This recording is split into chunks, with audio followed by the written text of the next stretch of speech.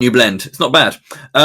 But yeah, so first off, I think the first thing we want to talk about is just, first off, what is Spelunky 2? Because this is going to be a key component about this event being very, very different. Because we're not going to be playing a game where we have, like, strats and an entire route through a game with specific approaches and all that kind of stuff. Because this is a roguelike, which means that there is no real plan apart from, go down the floors. So, tell us a little bit about Spelunky 2.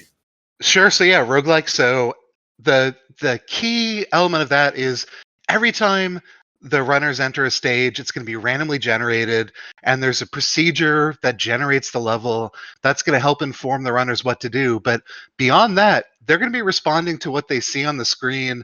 They're not going to know where the enemies come from. They're not going to know where the items are. They're not going to know what are in the shops. So they really just are going to be reacting on the fly. And it's going to be pretty exciting. It's going to be a long day of hoping for good luck and then demonstrating the skill and their knowledge of how the games are, how the layouts are appearing to them. Yeah, I think that's going to be like the really important thing and the really fun thing to notice about this is being able to identify exactly what they need to do on the fly and react to that, immediately. Do they find an item that they want to, they have to make snap decisions all the time? Do I want that item? Do I want to waste time to go and get that? It might help me, but it may not be worth it in the end. Or do they get a good item at all? They may not see one, because there are going to be key items that we will be talking about and the casters will be talking about throughout the weekend, like what they're going to be looking for, because as I mentioned, today is going to be All Shortcuts and Tiamat, which is one of the shorter categories that we have the shorter category of this weekend, which is about a 15 to 20 minute run. 15 if you're like godlike, and then 20 minutes if it's kind of like, so it's a shorter run in general, which just involves, unlocking the 3 shortcuts in the game and then defeating the final boss. Right. And then we have over the weekend, fully for Saturday and Sunday, another event called Cosmic Ocean, which is going to be the real marathon showcase of this game in terms of like how much perseverance and patience they have to get through all those floors. So this is going to be the key difference here. So first off, we've got this 15-minute quick run with all of the reacting in that roguelike fashion, and then we've got Cosmic Ocean, where after you complete 6-4, you then go to 7-1 through to 99. So many floors of trying to deal with this, and it's going to be a very different approach over the weekend versus today. Now, there are two categories, as we mentioned. That means we have 2 different events with 2 separate prize pools. First of all, I want to talk about, thank our sponsors. Kaspersky is a sponsor, as always, for Break the Record Live, but this time we do have direct support from the developers of Spelunky 2, Mossranking. So thank you very much to them for supporting the event. I believe we're going to have a couple of the developers, Derek and Mickey, will be showing their heads, or their faces, their faces, and sharing their voices with us and having a quick chat with us at some point over the weekend. So look forward to that if you have any questions to the devs for the game itself. I thought that was a secret. That's a secret. That's a big secret? I'm not sure. Well, if it's a secret, you heard it here first. I just ruined everything. I'm sorry, Planks. I'm going to get a strongly worded message in a minute. As I said, there's 2 different events. So All Shortcuts and Tiamat, one-day event, $3,000 prize pool. And then Cosmic Ocean over the weekend, $5,000 prize pool. So lots of money. So thank you so much indeed. That's kind of nuts. Pretty exciting. Yeah. So I wanted to ask you as well, because obviously you know a lot more about you're in the community. Argig and I have been learning as much as we can about the game. I was streaming this game all day yesterday to kind of prepare and show what I have learned about the game since picking it up and trying to prepare myself for this event. As a player and as a member of the community, what are you looking forward to in this run, and also specifically when it comes to the sponsors, how wonderful has it been having them be so directly involved with the community and everything that Spelunky 2 or the Spelunky community has built? Sure. So the thing I'm looking for today is we're a pretty new game. So Spelunky has been around for quite some time, but Spelunky 2 is pretty new in the speedrunning world. There isn't a fully established metagame. You're going to see over the course of the weekend runners making different decisions with respect to the items that are going to be appearing. Should I take Vlad's cape? Should I take the jetpack? And there's differences across runners currently. and just I'm going to be paying attention to what the sort of situational decisions are being made by runners. But that's probably the one thing I'm looking for as a fellow speedrunner who's competing, just those decisions in real time. And the other thing, yeah, of course, Derek Yu's been incredibly supportive of the community, and also Mickey. They've been talking to speedrunners about what are some of the features and concerns that we have before release and after release. Of course, the main focus of the game is for the larger community, but they've added a couple of features that have been really helpful for our quality of life. You're going to see in All Shortcuts plus Tiamat, we have a new memory management system that allows runners to reset their shortcuts. In Spelunky HD, we used to delete our save files and do a lot of other weird manipulations, but it's just directly built in the game at this point. That kind of communication and that kind of like I guess openness to the community's like wants and needs for a very specific style of gameplay, I think is a really, really nice thing. Yeah, so just completely in awe in what they've been able to pull off for Spelunky 2 and then HD, and it's just such a treat to have them participating in this event, and they've gotten involved in a couple of events in the past. Good, excellent. So I think the last thing we want to kind of talk about, because we're going to be approaching. We've got 10 minutes until the opening race. So as you know how we roll. If you're like not new to Break the Record Live, you'll know how we start it up. But to those who are just jumping in today for the first time, Break the Record Live likes to open the event with a no reset race of the category of choice. So we're going to be starting off with just everyone's going to just get a run out, because when it comes to All Shortcuts and Tiamat, we are going to be doing placings for prize money based on how fast they can do it. And I'll mention now that Cosmic Ocean will be placed about how deep players get, and then if there's a tie in how deep they get into World 7, then time will be the factor afterwards, as per the rules stated on Mossrankings, which is the kind of like the community hub for all things speedrunning and challenge based for Spelunky, which is a wonderful website. If you want to go and check that out, there's loads of resources there and loads of videos to go and check out. But yeah, I believe so. Those are the rules. So we're going to be doing a quick race today, so everyone gets a time on the board and everyone's placed. And then from then on, it's just we've seen a lot of resets in the past. But this is Reset City. It's going to be sometimes runners will just start a screen, just see that it's not going to go well, and just reset immediately. Like, no, I can't do anything with this, or like get halfway down a screen and just know they have to reset. So we're going to be very different pace today, which is going to be fun for sure. And hopefully that's going to lead to a new world record. Like I said, it's a pretty fresh game, pretty fresh even category. It mirrors categories that we've done in the past. But yeah, I'm optimistic that just the quality of runners that we have, and plus the RNG that goes into a roguelike in particular, I think we've got a real shot at breaking the record live. Oh yeah, and no pressure to our runners, but we are 4 for 4 on that. So 4 Break the Record Lives in the past, we've all had broken records. So you know, as the more this happens, the more and more pressure it's going to be. Like, don't be the first to not break a record. Come on. So speaking of which, records. Let's talk about some runners quickly, because obviously not everyone's going to be available at the start when people are, because of different time zones. But we have a few of our runners are already available and waiting to jump into the game. But we should probably talk about the runners. I believe DT is the current world record holder for AST right now. Yeah, I believe that's right. And I believe that record was also set in between the time we've organized this event and to today's date. It's a pretty good time, and it's a time that can be improved. Things like getting telepacks. We're going to see some pretty wild, pretty risky play throughout today. So it's a good time. It is faster than my time, and in fact, faster than anyone else's time. But we've got great runners. The combination of the high skill plus the randomness of the run, I think it's a real possibility. Excellent. It's what we are looking for. Who are the kind of like, I mean, as DT is the record holder, and they're probably going to be looking to push and break their own record. Who are the other kind of like key runners we know like are always, you know, chomping at the bit, biting at the heels of DT? So DT has been one of the more impressive runners so far in Spelunky 2, but I think most of the runners have had at least one world record or have been competing for the world record. Krill is someone who had the very first, we're calling recorded speed run for Spelunky 2, and has held some of the other world records at any given moment. Group is someone who's been at the top of the leaderboard for Spelunky HD. Yeah, everyone here. I think Hectique and Twiggle made a really early mark on the Cosmic Ocean scene when the game came out. Those are two runners that are very close to that hour barrier. And then back is doing some crazy things too. So there's no one single runner that I'm thinking has the huge advantage over the field. Any one of them could be a runner breaking the record, particularly today. Yeah.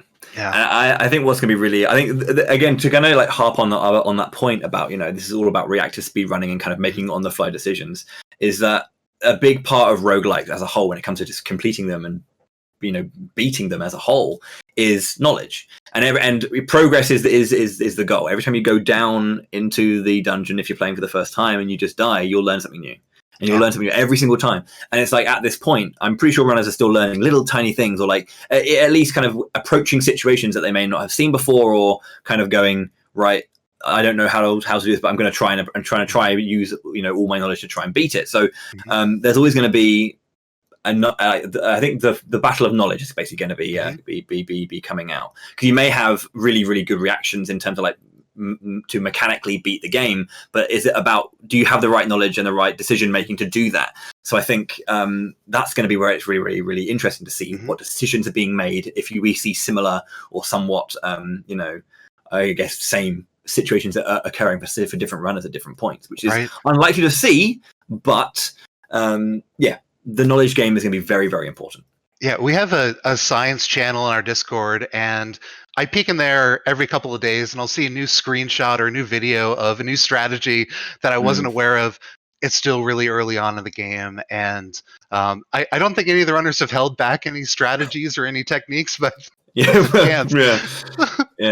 I think and it's one of those things as well that because that's a big thing, isn't it? Yeah, it's always a question mark. I've always loved that, despite how competition has always kind of heated up in different communities in this way, everyone's always open to like continue sharing this kind of stuff, isn't it? So it's just like, no, guys, this is a great idea. If you ever come across this situation or something like this, do this, please, because it'll work out in your favor.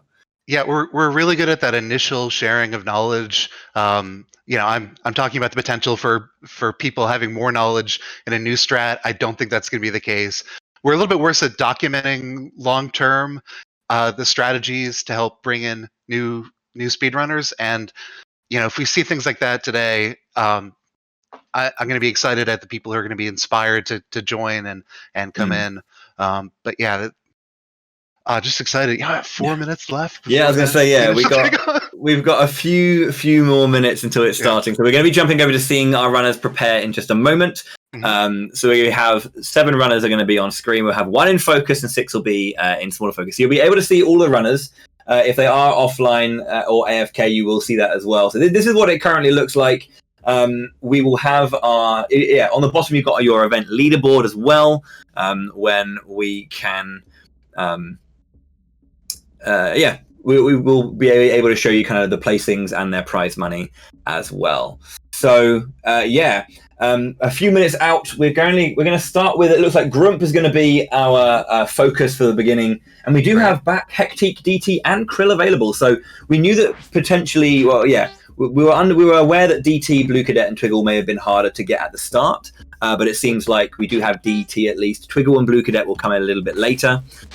They will do their no reset runs when they join us, but it seems like we're going to have 5 for our opening race. We obviously can't make sure we can't make and force everyone to be here for the opening relay race.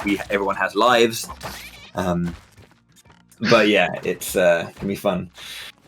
It's I've always loved these moments before the opening relay, when it kind of gets underway and we start seeing exactly how things are going to go. And as you can see from just watching Grump play, if you haven't seen this game before, it's very, very fast-paced movement as well, which makes those snappy decisions even harder to deal with sometimes. I can't wait. I'm also really curious who's going to win the initial race and be at the top of the leaderboard after this no reset run. No strong predictions. I guess a slightly higher percent that DT, just given the track record, will be that initial person at the top, but really no clue. Speaking of which, actually, as we approach, we got like a couple of minutes to go. I'm going to introduce our first community caster. I just want to make sure that they're ready.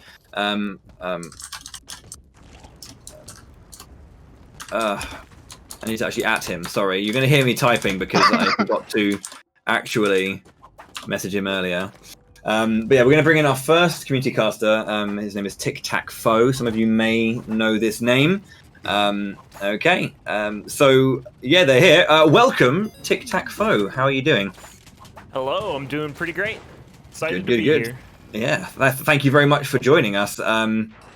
So yeah, you're going to be obviously with us for I believe the first hour or a couple of hours as we talk about Spelunky 2 and All Shortcuts and Tiamat. So the day one's going to be very, very intense, I feel, which is exciting. But yeah, is there anything you're really looking forward to or wanting to see as we open with this race? I'm actually really excited for the race at the beginning. I enjoy racing more than speedrunning, so this is kind of the highlight part for me. Yeah. Good. I think it's really fun as well because it gets our time on the board, but as well as that, it's just because they have to see it out no matter how badly it goes. You know, how much can, you know, how are they going to play and how is that going to change? We're just going to get all of our runners back onto the main menu and ready to go just before the run starts, and then we will get underway. So we're going to have everyone waiting at the door, and when they're all good to go, we will count down. All right. And oh dear. And then we'll let you guys bless us all with your deep knowledge of Spelunky 2. We've got 3 ready. Like they all 4 got ready. Their collective characters picked out. Yeah. Well, yeah, we should definitely talk about that at some point as well. I was running with Lise yesterday. Lise is cool. Mm-hmm. I like Lise. The little face that the little faces that she has when you go like, well, either when you're like nearing an edge and it's like do like beeping. I'm just like, yeah, let's go. Okay, cool. Well, it seems like all 5 of us are ready. Okay, cool. I'm gonna be counting down in chat so you'll hear me type. Okay. So the race is good to begin. So when everyone's good to go, we will begin in 5, 4, 3, 2, 1, go! Spelunky 2. Right. Okay, we're underway. Let's have it. See, Hectic's in. Looks like all of them have got the message, or 3 of them. Yeah. Waiting for Grump and back. Good. So, yeah. As we say, it's about a 15 to 20 minute run. So, yeah, all shortcuts. Let's talk about the actual category and what it is, and you'll kind of get an idea based on the splits here. So, there are 3 shortcuts to unlock in Spelunky 2. At the end of World 1-4 to 3-1, and then 4-4. And each time you go through the dungeon, you need to do like 3 separate objectives. So you need to go through each dungeon 3 times to do 3 separate objectives in order to kind of fully build the shortcut. So the splits are referring to what each objective is. So for the 1-1, for the 1-4, sorry, you need to get down there holding 2,000 gold. You need to get down there again with 1 bomb in hand.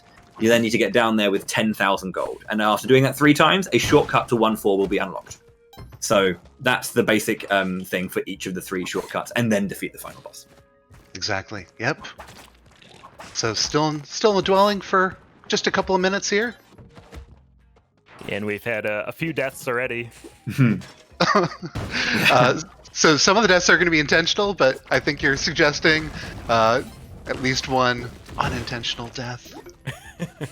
They're going to be they're going to be resetting at the end of 1-4 after that first delivery. Hectic getting our first jetpack of the day. That's pretty exciting. That's the key speedrunning item beyond the crazier teleporter. And yeah, Hectic's only going to be able to use it for. Yep, only be able to use it for just a couple of levels, but making a quick decision that this is something that's going to be useful. And we got Grump with a teleporter. Oh, damn. So this is fast, but yeah, it's super fast, but it's like also very, very scary because it's volatile as all hell, and if you end up kind of in a wall, you die. Die immediately. Yep. Yeah. Looks like he accidentally dropped the teleporter, but made it out alive. That's the key thing. Mm-hmm. So good work from. We have a bunch of our runners are through the or 2 parts. We got both Back, Hectique, and DT. Actually, no. Back and Hectique are the only ones who have managed to get down there with a bomb. So currently leading right now. And Group's just right behind there, thanks in part to that teleporter for a couple stages. Nice little time save there. So these are the things that we've been talking about. You know, there are going to be loads of decisions to be made based on, you know, what our players are seeing, what items are available to them, and then, you know, how best to proceed afterwards. So we should probably talk about some items. Like, you know, we have plenty of time to talk about it all. So, like, what, you know, for AST, the items that our runners are going to be looking for, the ones that are kind of, you know, really ideal for going fast in a somewhat safe manner. Sure. So the safest quick item early on is going to be a Matic, just letting you cut through any terrain. And then also the jetpack is always going to be relevant. You never have to worry about fall damage, just the mobility it provides. Those are the 2 early ones. Compass can tell you which direction to go, but in many level layouts, the runners are going to be able to just see the layout and know what the likely route looks like. And then, of course, teleporter, telepack. There's a mount called an axolotl that they might see early on that is just as effective at teleporting. Those are probably the 3 early game items that would be relevant. So again, if you're new to Spelunky 2, there is an interesting thing in terms of like progression. So World 1 is always the same, but then there are 2 separate different World 2s you can go to. Basically, if you go left or right through the doors, you'll see runners mostly doing Volcana. Having played both of these worlds through yesterday, I can see why. It feels this is generally Volcana is generally a lot simpler to get through. It felt, at least when I was making my way through, like a bit more predictable and easy to manage traps. I felt. I'm not sure how you guys feel. So I'm probably one of the lone voices thinking that the jungle is another either equal or nearly equal consideration here. There's fewer things that kill you immediately. So the lava in Volcana is really volatile, and I think we're going to see a couple of deaths just from lava falling from the ceiling, getting bounced by enemies into that lava. There's nothing like that in jungle that's as scary. But yeah, we're seeing 7 of the top runners.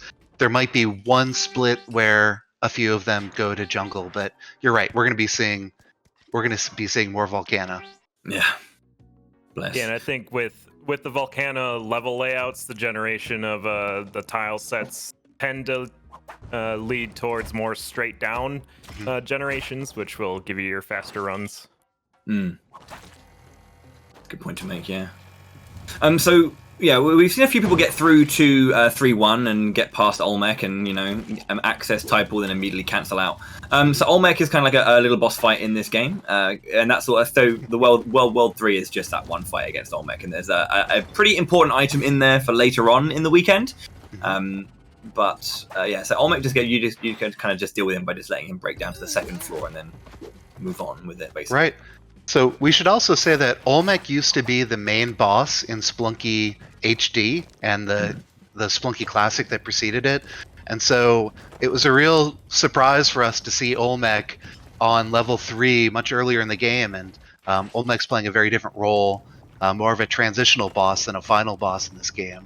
But yeah, we've learned the strategies now in Spelunky 2 to make Olmec not a problem for us speedrunning.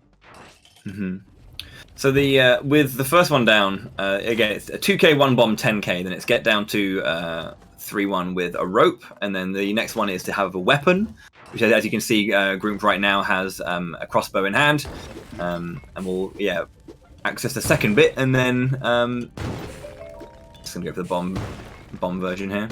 Yep. So skipping the boss entirely, at least for this split, taking a few resources to do so, but it's faster than waiting for the stomps. Oh yeah. Don't worry, you will see Tide Pool. I kind of feel it's like one of the more kind of like popular stages in this game. It's very, very pretty, and the music's very, very lovely. So you'll see a lot of it. It's super chill. Couple of enemies that are a little bit annoying, a little unpredictable in Tide Pool, but yeah, it's little bit of a relief when you get to that point in the game. I think it's a little bit easier than maybe the Volcana jungle area. Yeah. So we obviously have a lot of runners. TTF, is there any kind of like particular strategy or any kind of like approach that you've seen from a runner that we maybe like should talk about or haven't noticed just that, like something that they've done in particular is like a very, very smart way of dealing with a situation, perhaps? Yeah, if not, sure. right. One thing Hectique did early on here is what we call a double delivery, and Bach's working on their double delivery right now. There's a few different transitions where you can do that, but it's where you're setting up to do one delivery and then go right into your second delivery into the 50K, what they're doing right now. And Bach did not do that. Bach did a quick reset, so they could just do the instant resets right away into Volcana, and those are a few different choices a racer can make. It kind of depends on the resources they have. Like if they didn't have a lot of money going into the 50K, they might as well just get that reset out of the way. But that's those small things like that, small decisions can make the difference. You just saw Grump on stream. He's trying to get a mount to Olmec, but was bounced by an enemy. The mount went into the lava. So that's one of those. He probably is going to have to reset here. Yeah, that was a pretty costly. Yeah, and then trying to speed up just out of frustration and noticing, actually, going too fast in this game can cost you. So it's like that frustration thing where you just want to like up the pace can catch you. I want to jump over to Hectique in a bit, but just I'll hold on with Groom just to talk about these little those golden totems you saw there, the little statues. They're all trapped, so if you grab them, you're going to get trapped. There's like different ways you can deal with them, but they're worth a ton of money. And they increase in value depending on how far you are into the dungeon. So for the 50K one for Tide Pool, it's very important to get those, but the clams that are there can catch you out, so you want to be very careful when dealing with each golden totem in different ways. Yeah, if you see a golden idol in a run, you know that there's always going to be some catch to getting it. Some of them are maybe more visible when you see them, but that clam got us the first time as runners. If you pick up the idol, whip it, move it in any way, it's immediately going to snap and kill you. You have a couple of frames to move out of the way, but I think it's going to catch out quite a few new players in particular. Okay. So yeah, let's jump over to Hectique, who's currently in Tide Pool now. So yeah, they were making their way through Tide Pool and trying to get the 50K. Seems like they were really, really far ahead of their PB, but then unfortunately lost a bit of time trying to get that done. I think maybe didn't succeed in the 50K first time, so having to reset that. Okay. Yeah, you need those idols, you need loose gold. It all adds up to getting to that 50K. And there's always things in Tide Pool. You can see right there the lava pit at the bottom of 4-3 can just end your split right there too. That water dive was pretty good. Not an easy game. No, it's not, no. But moving on to the hired help split. So on this one, you're guaranteed a hired help on 4-1. That's usually where you would unlock a character, so we'll be looking for that generation somewhere. And then you're pretty much just picking it up, putting it down, which will make it go to sleep. And looks like Hectique did not find it. Oh, there it is, on 4-2. Okay. Yeah, so hired help is how you unlock character skins, but after you unlock a character, they all become those dudes who I had dubbed the Bone Bros because I was always grabbing them in 2-1, and then they always came with like a skull in their hands. I don't know why, but they just like had a skull on hand. So yeah, the Bone Bros. I don't know why. I had two of them. They both had skulls. It's a very unfortunate name. I'm sorry. But yeah. One's called Terry, one's called Steve. They have a whole backstory. Yeah, I think I learned recently that they're based in part on, I believe it's another game developer.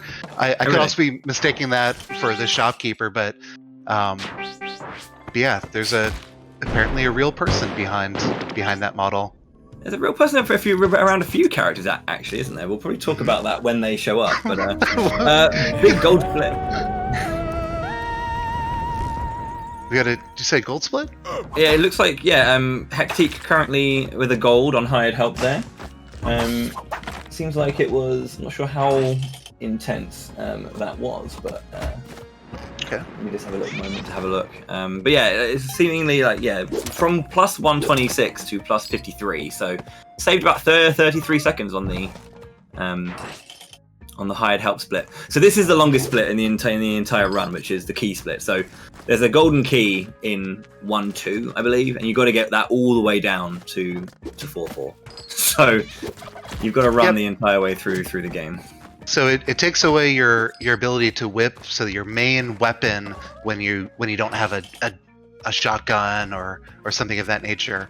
So that's the real challenge, I think, is not just the distance that you're carrying it, but the fact that you're losing your main action throughout that run.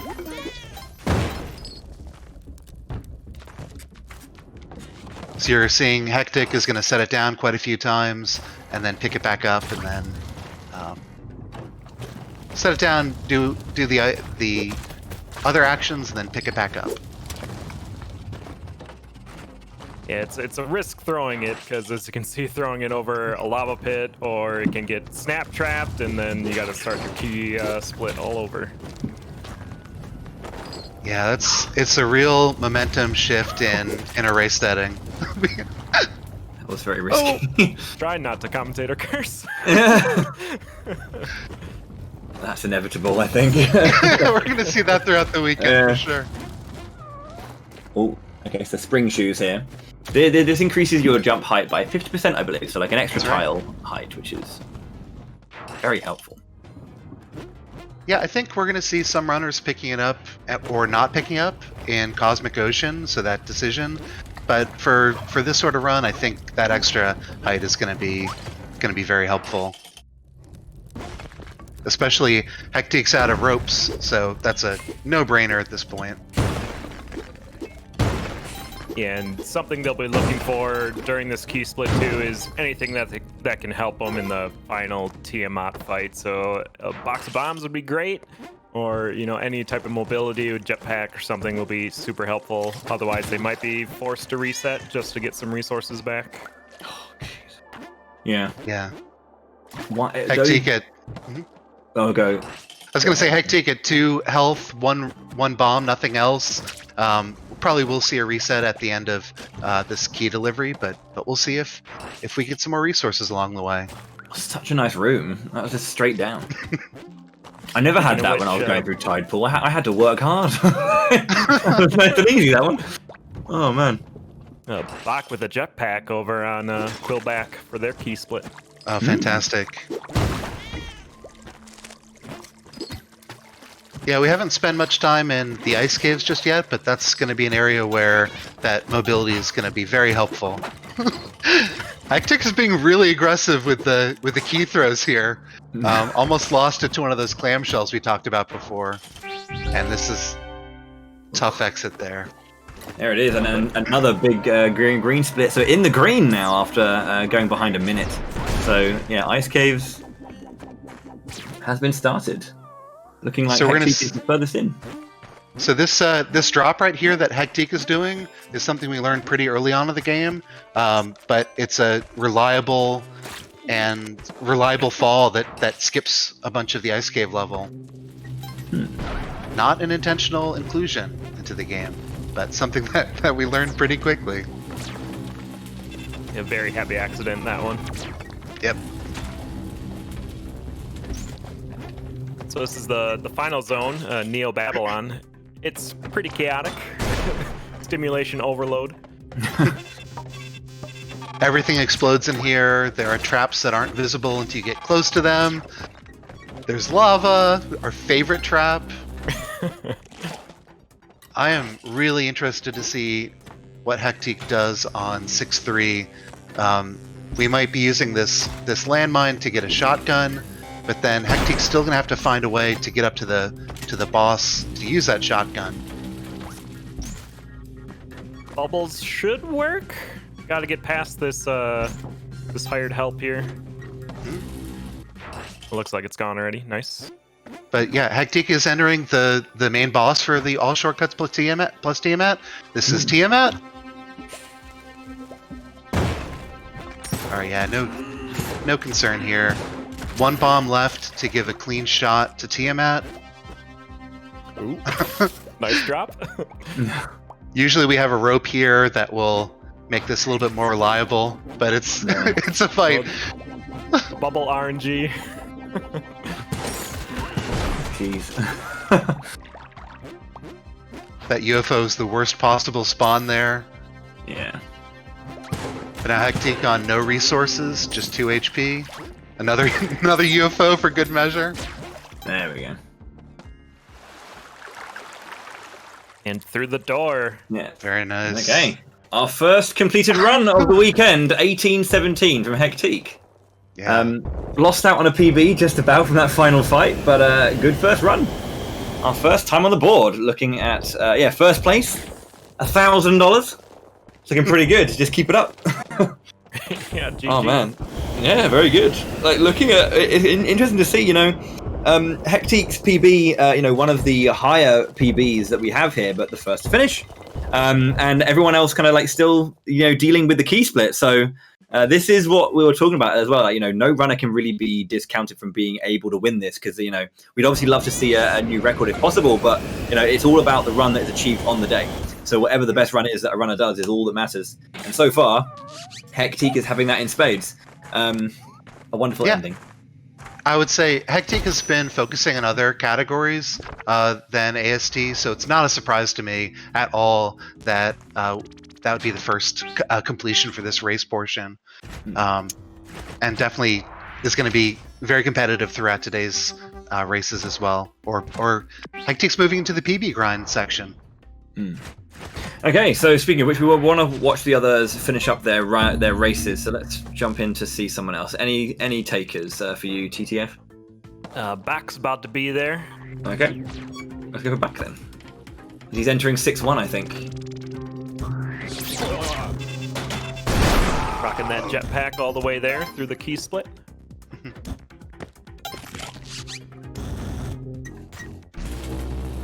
And has not enough resources for a quick kill on Tiamat, but could use a cooked bomb to acquire a shotgun in similar fashion the way that Hectic did. Or this mech. Just a little riskier. Oh, there's a machete. Okay. Looks like just going into it. Yeah. Oh, realizing maybe they don't? Okay. We'll see what we do here. So 3 bombs will get most of the damage done on Tiamat. We'll have to finish with whips or ropes. It's a combination of both. Okay, two good cooks. I don't think that last one that hit. missed. Yeah. So Tiamat has 40 HP, I believe, and each bomb's going to do 11 damage. So we got to make up that 22 damage with ropes and whips, which is 1 damage each. Looks like they got a plan. And it works out. All right. So we just learned that safe spot right underneath Tiamat's shoulder there. But good game knowledge. That's a pretty recent change. By the way, Hectic has an eggplant, which is one of the secret items in Spelunky. I think it was maybe about a 2-second time loss to get it, and we'll see what they do with it. We also have another run, just 5 seconds behind Back. We had Groomp finishing theirs with 21.19. DT finishing his as well in that moment with a 20.58. Krill unfortunately apparently lost the key on their key split, so they're going to be finishing up last. So let's go and jump over to Krill, as everyone else is going to start the grinding portion. Let's just make sure we watch everyone finish their run. So let's jump over to Krill, and we can see them finish up. So interesting to kind of see, interesting to see like the splits change. And 50k being another hard one because tide pool is difficult, and obviously you need to there is like some risk involved in getting a lot of money if you don't get any, if you don't get much on the way through finishing the second shortcut at least. Yep, there could be a level without an idol, there could be less loose gold throughout. Yeah, that's why we're gonna play for 12 hours instead of half an hour. Yeah. So we are not forcing the runners to play for the full 12, by the way, just so everyone at home who might be a little bit worried. The runners will have they can spend the 12 hours however they want. The 12 hours is just a window with which we are accepting runs. So if someone is like, I want to take a break, it's like, no, you must run Spelunky too. No, it's okay. Are we going to have a timer with a duration to see at the end of today who has played how many hours?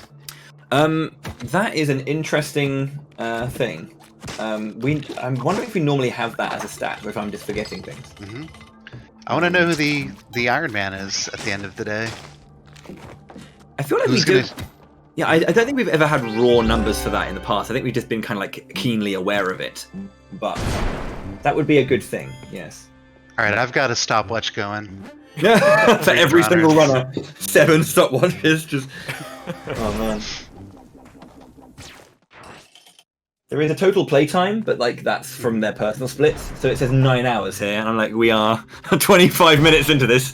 I don't think it's 9 hours. So yeah. I think a event total playtime would be an interesting stat to keep track of. Because I think this is a part of Break the Record Live that we always talk about, actually, when it comes to this event. How are runners going to strategize approaching the time? Are they going to put the time to just like grind? Are they going to? I mean, normally we can say they're going to practice particular strats. That's less viable here because those strats may not even be necessary. So it's all about what you get rather than what you practice, I guess. But I mean, of course, practice is still a thing in this game. So one more level for Krill before Tiamat. 1 HP though, so have to be very careful. Yep. Foregoes the shotgun. Oh. Duck. Just in case.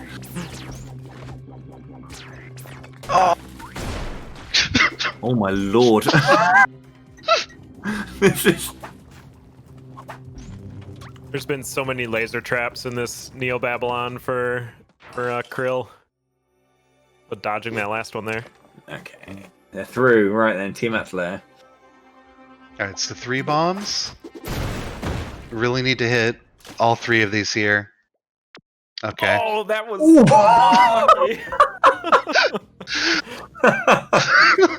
Oh, man. Tiamat there has a chance to spawn a bunch of different enemies, and if they spawn in the wall, they'll die immediately. Unless it's a UFO, then it'll explode. And I think that's what we saw happen there for Krill. So that's Spelunky. Any questions?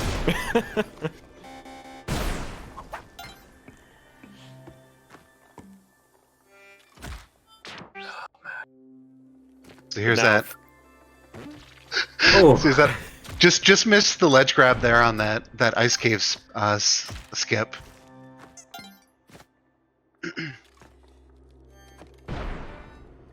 There you go. Nice.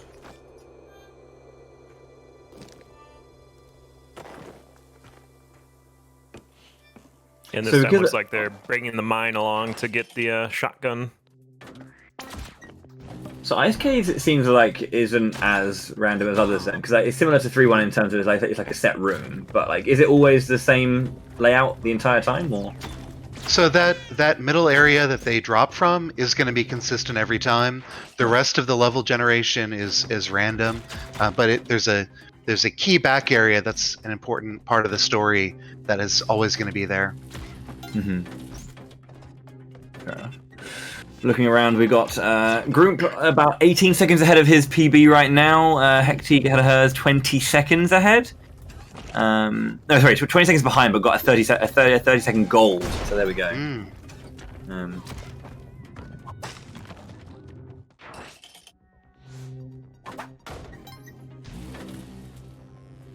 Looks like Krill's timer might have stopped there.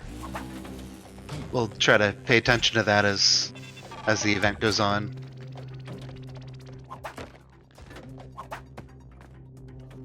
Still have not recorded that initial run. Looks like they'll be going into this Tiamat fight with the 4-bomb strat, which is the usual low percent strategy. There's a few different ways we can go about it. We'll see which one Krill uses. A big choice here is how many bombs to use. Krill uses 3 here, a little bit more reliable than the 4-bomb straightaway kill. Cooks a bomb here, and we get a result. Okay. So that's all of the runners with an initial time, at least among the ones that were here for the initial kickoff. Yeah, so we'll have Twiggle and Blue Cadet will be joining hopefully at some point. Not sure. Obviously, they've different time zones and all that kind of stuff will probably work as well. But yeah, they'll be jumping in soon. But for our first 5, it's looking like Hectique in first with their 1817, DT 2058, back 2114, Group with 2119, and Krill 71, the 71st of the Krill clan, 2528. So it's grind time for our runners now. But a good showing from all of them at the start. Yeah, and I think that last time might not be totally accurate, but you're going to see Krill probably on the next run crush that time, and I look forward to it. Yeah, we'll be able to see whether runners are at what point the runners are going to decide to reset moving on. One thing I want to point out is Group has a telepack here, so this is one of those items that can really shave time off of PBs and the current world record, and Group is already well below his PB. Yeah, let's jump over to Group then and keep watching because that's looking pretty solid. Okay. Yeah. Caster Chris right there. Yeah. Oh god, that. See Groom's facial reaction there. Just realizing he's our big spotlight right now, and yeah, we're gonna say this a lot, but that is Spelunky. Took a risk on a teleport, and it didn't work out. We see DT is trapped by lava here. Yeah, that's what we're in for. It's a short run, but a lot goes wrong in that 15 to 20 minutes. Ooh. Braved it and got through. I do like that bombs are this kind of like this nope mechanic. It's like, oh, this is a horrible situation. Fine, bomb. Nope, none of that. I feel like that's something a bit unique to the AST running too, is with all these early splits, you get to use those resources where you normally wouldn't in like a Cosmic Ocean run or something. You kind of want to save your bombs and ropes, but when you're sprinting through these first few splits, you can just go ham with them. T resets there. Wasn't too happy with their the World 2.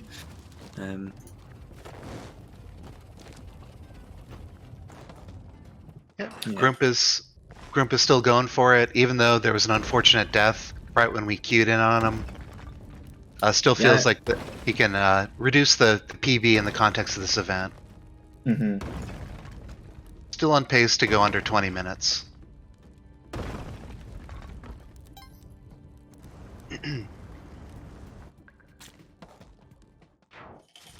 Just looking around to see what the landscape looks like. Hectique's pretty deep into a run, now on that hired help split. Ooh, a jetpack teleporter combination for Bach. Ooh. On their 1-bomb split. Yeah, at the beginning. Oh no! And then they got a shot in the face. Those guys are really aggressive. There it is. They are really aggressive. Also, what on earth is that? What on earth is that? For they are so enemies on that screen. They're the worst as well because like, they normally when you have enemies that do that right, that have like can either go upside down or have jumping patterns like that. There's some kind of like pattern to how they move, but they'll like jump at different paces, at different heights, different widths, and it's just so hard to kind of like get a feel for how they're going to move. And I found them particularly a very, very annoying enemy. Not that hard, but if there's like just a few of them in the right spot, then nuts. I think you're absolutely right about that. Even though they're an enemy that only does 1 damage, that unpredictability is really what is tricky to deal with in roguelikes. So you mentioned the duration, the time in between the jumps, and then the distance for the jumps, and then the fact that they're on the ceiling, on the floor. Yeah, those Zhengshi are pretty rough. There's just certain heights where it's like, if they jump, there's nothing I can do about this. Like, so, okay. So we saw Grump getting the very last couple of gold from a ghost pot at the end of 4-4 and completing that 50k split. So that was a really nice finish to 4-4.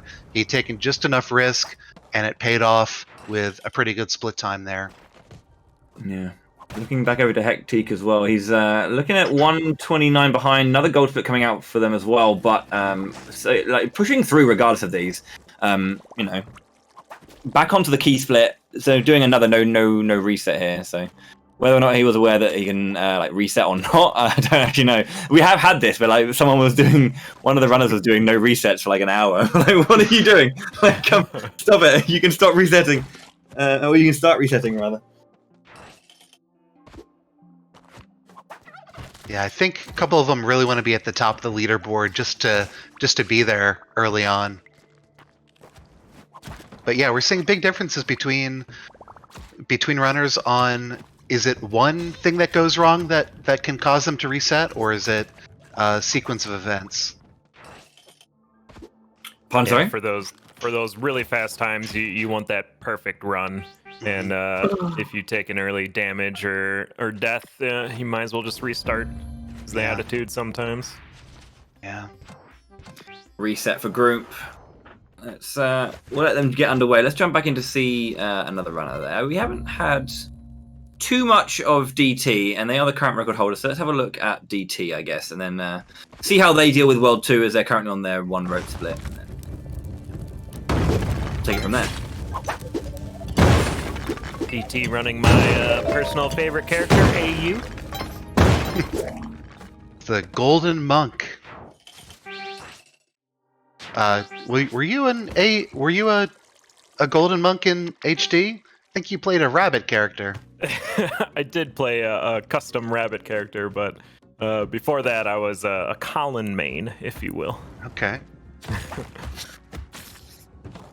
Is there now some kind of like unspoken rule that only Colin can play Colin because Colin? So I've been able to see Colin play Spelunky live on Twitch a couple of times, and I get the sense that there's a certain amount of luck attached to playing as yourself in the video game, because I saw jetpacks, I saw great level layouts, I saw situations where Colin should have died, that he survived. So no rules, but it seems to help. Maybe we should find someone to mod in a graphic of me, a sprite of me into the game.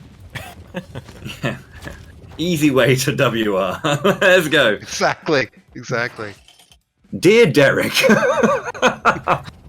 Oh, sorry.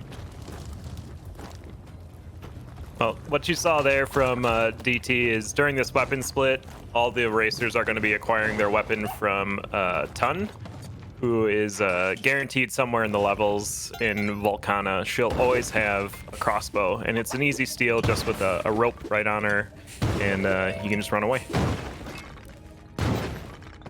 Yeah, that change to the meta is going to really hurt my chances of seeing a jungle run.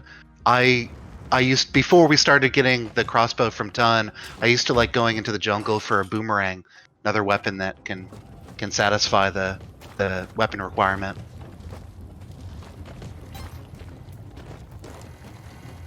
You gotta go with what's fastest, though. Just means we won't be seeing very much green today. Hopefully green splits anyway. That's true, fair point. Those little fire dudes are really stressful. Yeah, another one of those unpredictable ones. I left Percy just in like a really safe spot. Just like, Percy, just chill there, bro. I'm gonna deal with this. I come back and my cat's dead. And what happened to you, Percy? I left you alone like for 2 minutes. And someone had mentioned, oh, there was a fire dude just came down and burnt him. Like, what are you doing to my cat? It's a cruel game. It's moments that are definitely very, very brutal. Spikes are not nice. I'm not a fan. Well, it's not. I'm not a fan. It's 'cause when I first saw that, I was like, oh, jeez. I didn't expect it at all. Spikes just laugh at your HP count. Oh, see, I do like that one. I was doing my hired help run, and I was just like, let's go and grab this on the way down. And then my hired help followed me and didn't jump back in time, so the lava just. I ran in, grabbed it, and I ran back, and he didn't, because the AI took some time to respond, and there was just Terry melting into the lava. I'm like, no, I'm sorry, mate. I didn't mean to do this to you. You can see, like, things like that is like really just experience-based stuff that you'll see. So like, knowing cooking bombs by like throwing a bomb down, then like whipping it twice. To get it into the right position so it still cooks. You can go. We have time to go back and grab your mount, and then you're already there. So, sorry, yeah. Just maybe a 1.5 second time save, but we're speedrunners, so that's a very relevant time save. Mate.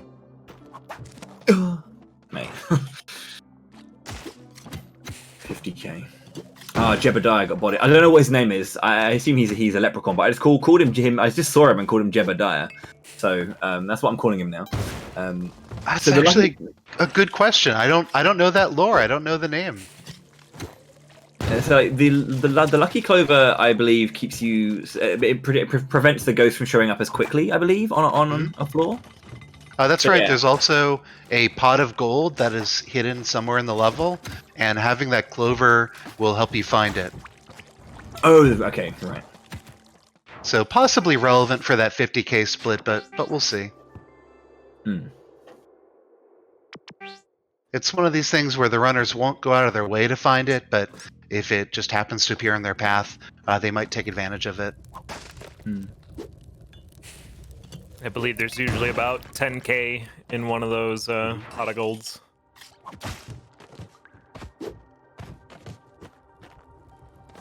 But on to the helping hand for DT. Yep. That's just setting him down. The hired help is gonna take a little nap there. Very nice use of a rock there. There's a hermit crab hiding in a TNT crate. There's really no way to engage with them other than throwing or shooting an item into them. Usually ends very poorly for both the runner and the hermit crab.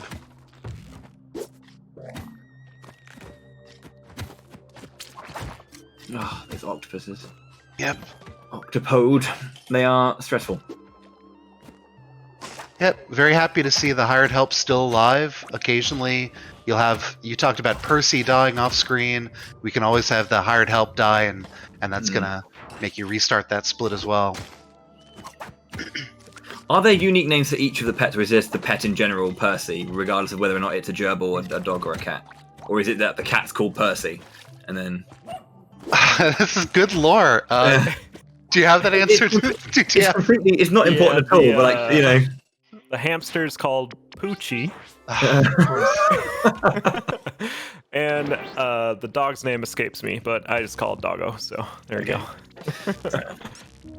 Okay, looks like, DT's going to be jumping back in. Most of our runners either at the beginning of a run or, looking like they are, just trying to get into the day, warm up, get used to it all, start making, because it's one of those things, being able to make the decisions is a thing you get used to over the course of a day. We all start off a little bit cold.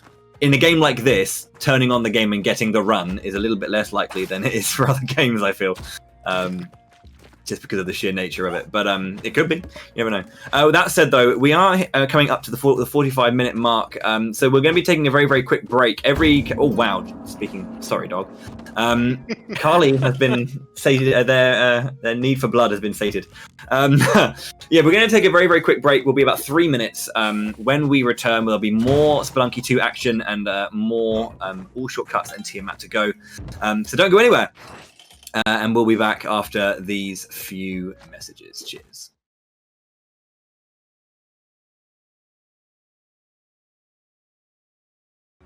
Ladies and gentlemen, welcome back to Break the Record Live with Spelunky 2.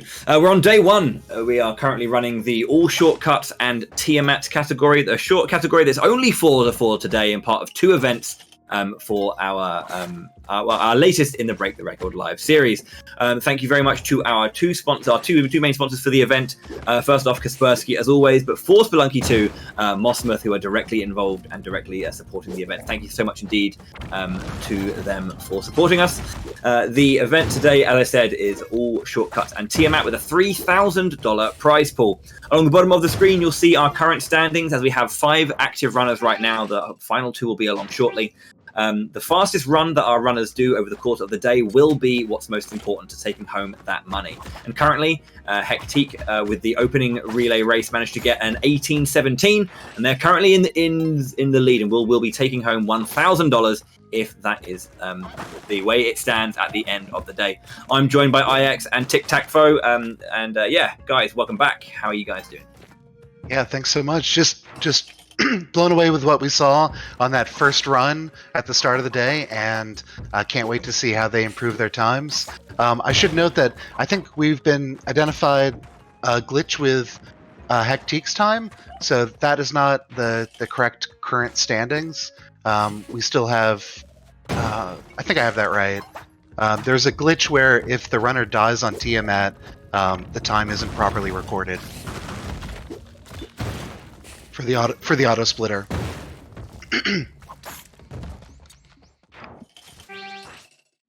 How about you, TTF? Yeah, this has been great.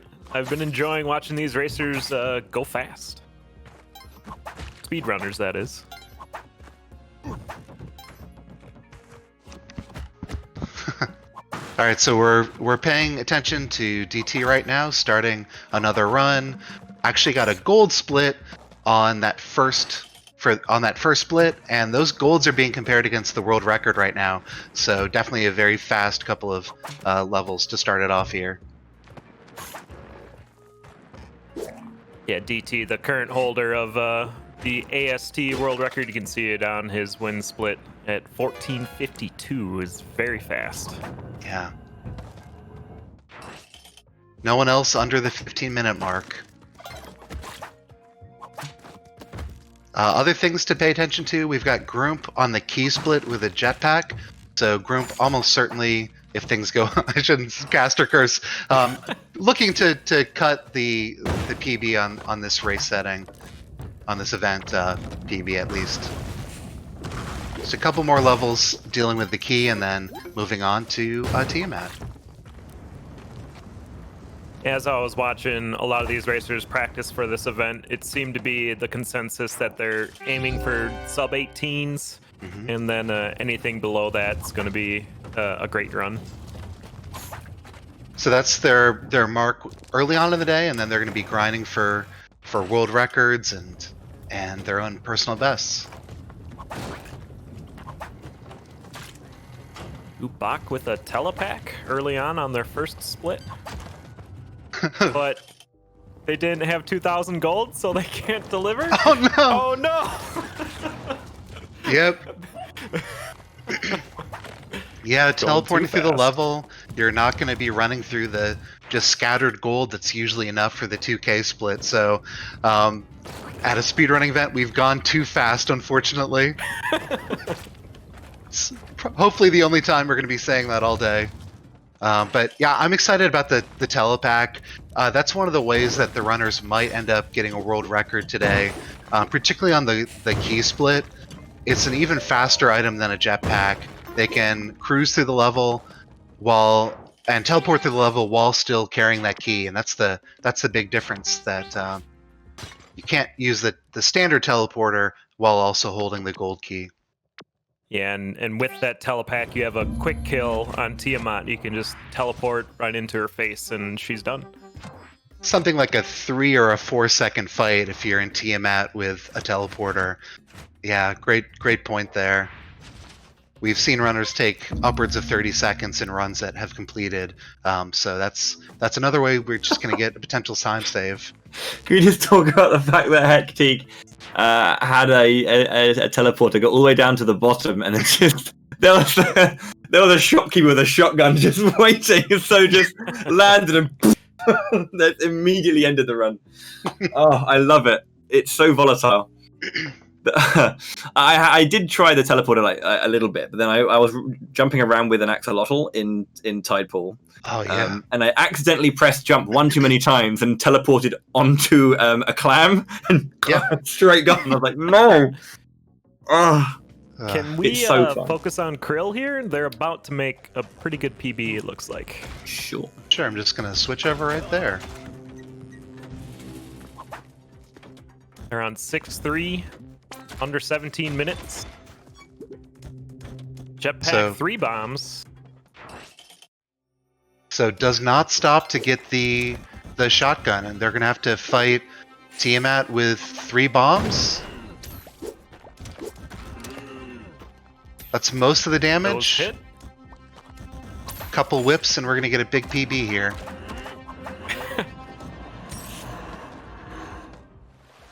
They're very nice. There we go. And in Ooh, sub 17. 1658 puts Excellent. Krill in first position. $1,000. Hell yeah.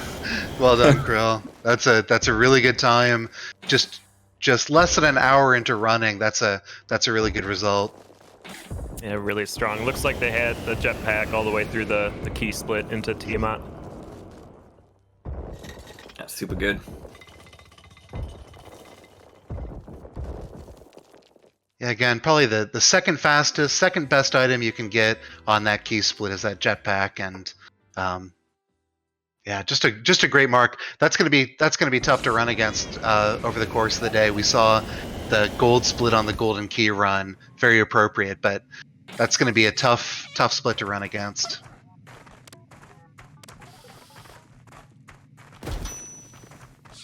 And just sitting through that credit scene. Good time to take a little breather. Pat yourself on the back. I'm great.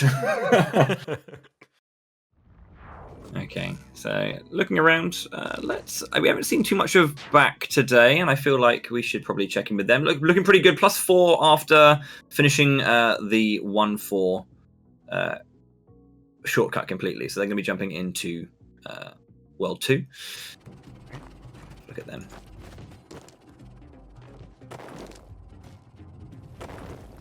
Yeah, still very tight with his PB.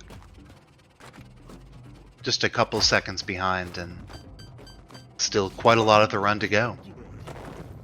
Yeah, and the 1 rope split here, it's pretty much just a sprint to the door. You're not using too many ropes throughout the beginning of this split anyway. So just going real fast. Yep, just pure platforming here. Trying to avoid the lava. And yeah, this is gonna be a green split, I believe. Yeah, 2-4. Doing my best to cast a curse at the very end of the split. Maybe just a couple seconds behind. He's got 4 bombs, so he can do the fast one at least.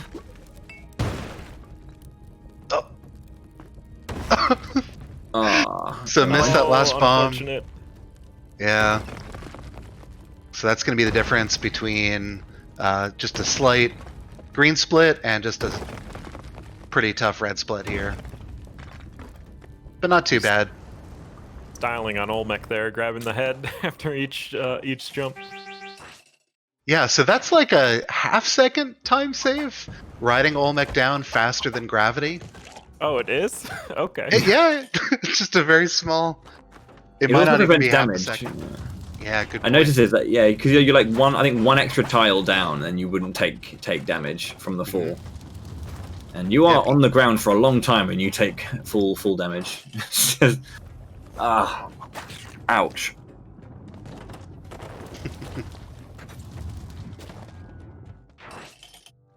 So yeah, resetting, going for that weapon split, And like we've seen before, he's going to rob the crossbow from Toon. Looking over as well, we got some Hectic very, very close to back now as well. He just dropped the one rope split 440 back there with a 509, so looking pretty strong. Well done. And looking as well at the time that Krill got with that 1658, that was a 506 one rope, so back about on pace with that, and Hectic ahead of that by about 20 odd seconds. Yeah. Seeing Hectic take quite a few risks early on, so not just looking for the top of the leaderboard, but really good PB early on in today's race.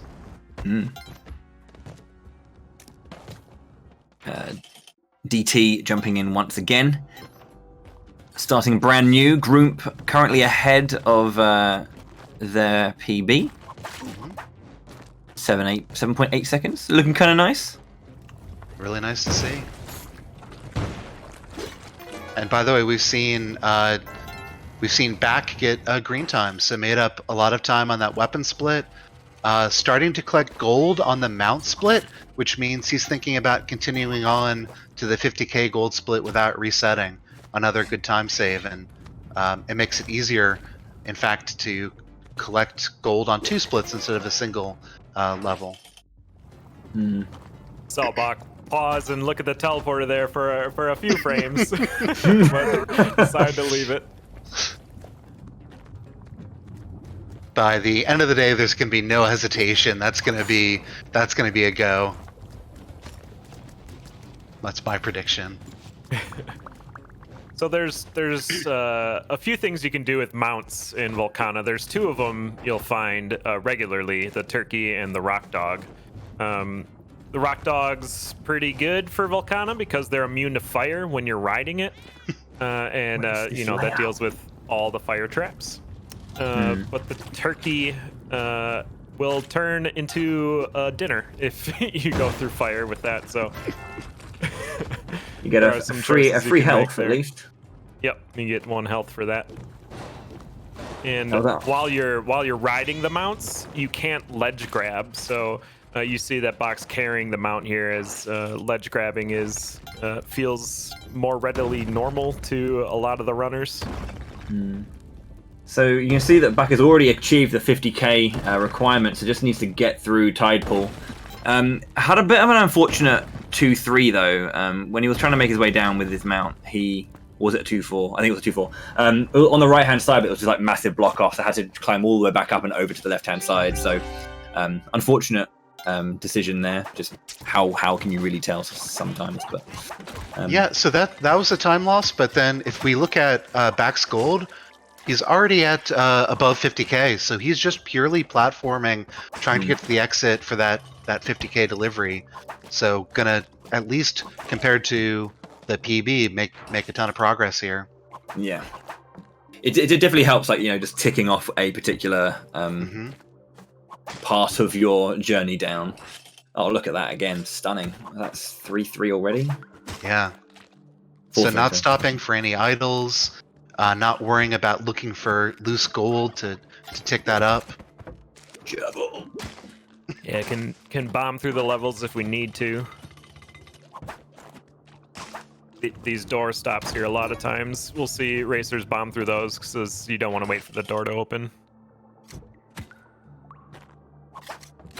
I'm just talking about all the things that are going right, which is a little bit dangerous.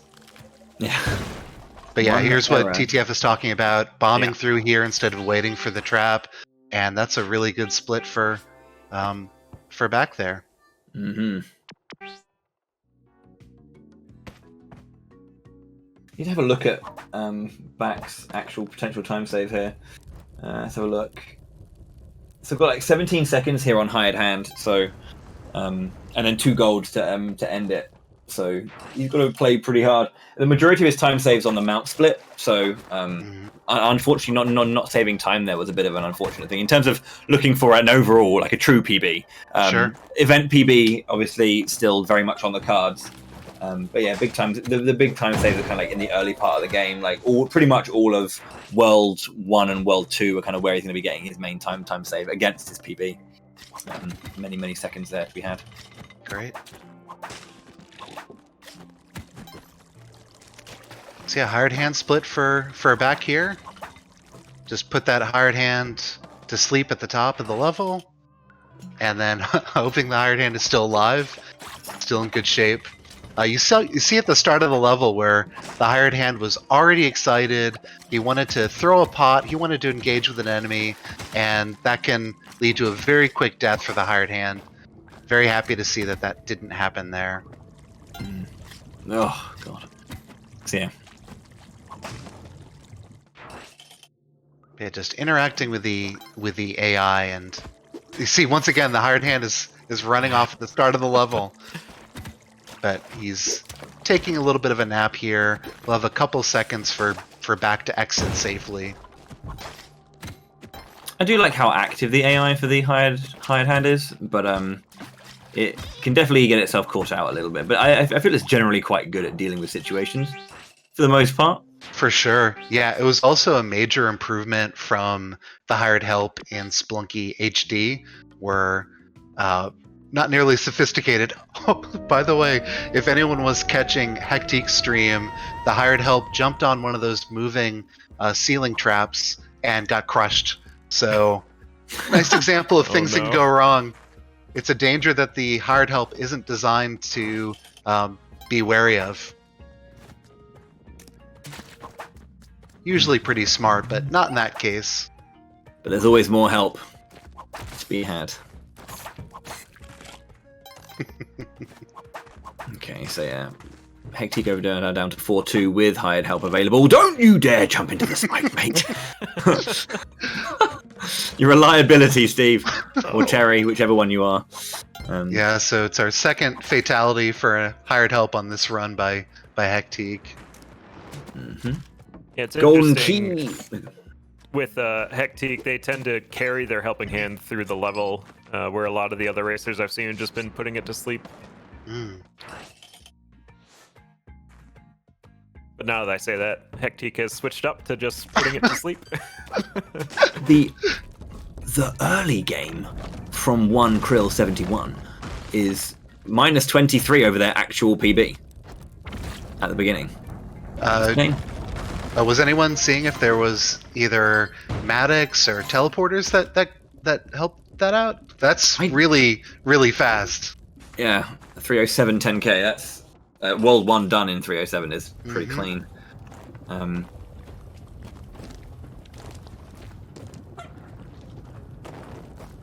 then like DT's PB for World 1 is sub 3. Good morning, gamers. Yep. What a legend. So, moving on for the key split for back, things seem to be going okay, at least on this segment, but still a ways to go to deliver that key. This is the part of the run where runners, if they're on good pace, start to feel really nervous and thinking about everything that could possibly go wrong, but you have to put that out of your head and just focus on going fast and hoping for the best. Back's also going to use a resource, a bomb, and a rope to get a third HP. Yeah. Just going to feel a little bit safer. So, I mean, during the key split as well, like the biggest part of this is that the hardest part I feel in terms of on the defensive side is that the reason you want to save your pet is because if you get the pet to the end, you get +1 HP. So, and it clears any kind of like status element you might have as well. So if you get poisoned, for example, in jungle, yeah, you're generally going to want that for that reason. But during the key split, you can't hold both the key and the pet. So yeah, you don't have unless like the pet is like next to the door. Like that's a thing that happens quite a lot in Tidepool, for example.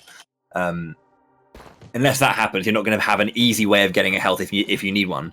So yeah, definitely support that, especially as you're thinking about positions in the competition early on. Definitely makes sense to spend a resource, spend some time even.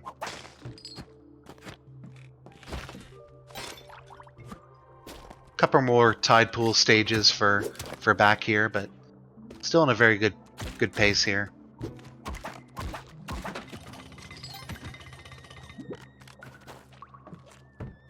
Anything else, TTF, we should be noticing in other runners? Looks like Krill is keeping their pace up here onto the mount split, and DT has decided to continue on through their 10K. Yep. And we see Krill picking up an idol on that mount split, so thinking ahead to that next split, the 50K split. It's one of the big strategic differences when we're grinding for PBs here. Not just counting on the 50K and Tide Pool, but trying to bring in as much as we can, and we saw that on Back's run that we're currently focused on. So one more Tide Pool stage for Back here. Still looking like a pretty good pace for an event PB. And looks like they have enough resources to continue on through their Tiamat fight without resetting too. Yeah, great point.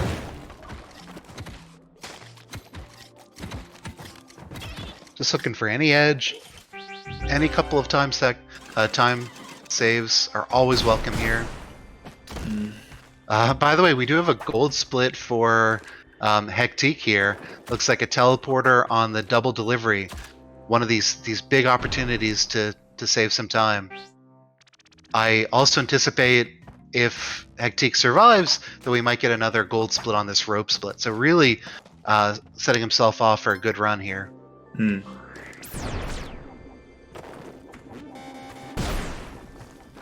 Unfortunate death for Bach there. Was trying to set up on a tiny gap, but got bodied by one of those Yetis.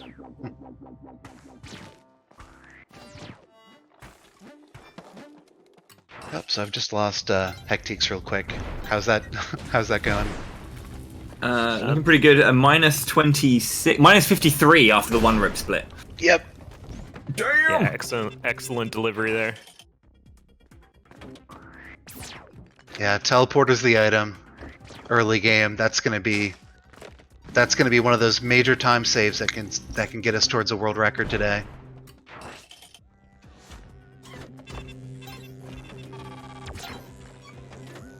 Back that mine again into 6-3. Using that to defeat one of these bodyguards here to get a shotgun. Oh, maybe not. There's always the second one at the bottom here. Oh, okay, yeah, cutting through. Yep, so deciding that Back is comfortable enough with the low percent strategies of whipping bombs. But yeah, just a really interesting strategic decision here. We've seen this go wrong a few times. He goes for the 4-bomb strat. Very nice. Got it. Well done. Yeah, so slightly tighter timing there on that Tiamat fight. The 4 bombs means you don't have to cook a bomb to finish off Tiamat afterwards. But an 1847, so another great run near the top of the leaderboard. Yeah, GG Buck. Yeah, well done indeed. They've moved up to third place, $400 in hand if that stays how it is. As I said, I've just gone past the hour as well, so we're going to be jumping. We're going to be saying goodbye to Ix and TTF for now. But they will be back very, very shortly in about an hour's time or so. But we're going to be joined by another community cast. So they'll just drag in first of all Douglas to bring them in. So welcome in, Doug. How you doing? Let's just check, make sure they're all good. But yeah, so thank you very, very much, Ix and TTF for joining us, and we'll see you in a little bit. Great, see you soon. Sounds great. Cheers, guys. And yeah, I'm joined by Doug. How's it going, dude? You right? Hey, can you hear me? Okay. I can. Yes. How are you? Good. It is midnight here in Australia. Oh yeah. How are you doing? Do you have tea, coffee, everything you need to keep you up? Yeah, no, I'm good. I'm good to go. I've been watching the last hour. Nice. I think that Krill run's going to be a little hard to beat, but let's see. Yeah, I thought we'd jump over to Hectique quickly, just because looking very good right now. About a minute and 10 ahead of their PB, so looking nice. But yeah, so what have obviously you've been watching on stream and maybe had a little bit more chance to see the other runners that maybe we haven't focused on.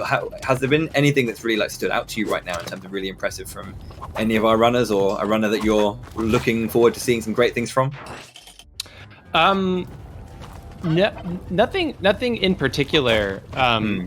Well, nothing super in particular. I mostly just enjoy, like, as a I come from more of a design perspective myself. Like, I speedrun for fun. I'm not a super accomplished speedrunner, but just watching the kind of micro of their little tricks, whether it's like the perfect back whip at the right time, or it's just always such a pleasure to see like really good Spelunky players. I think it's hard. It might be hard to tell if you haven't played a lot, but the kind of sustained level of really good play is just so impressive.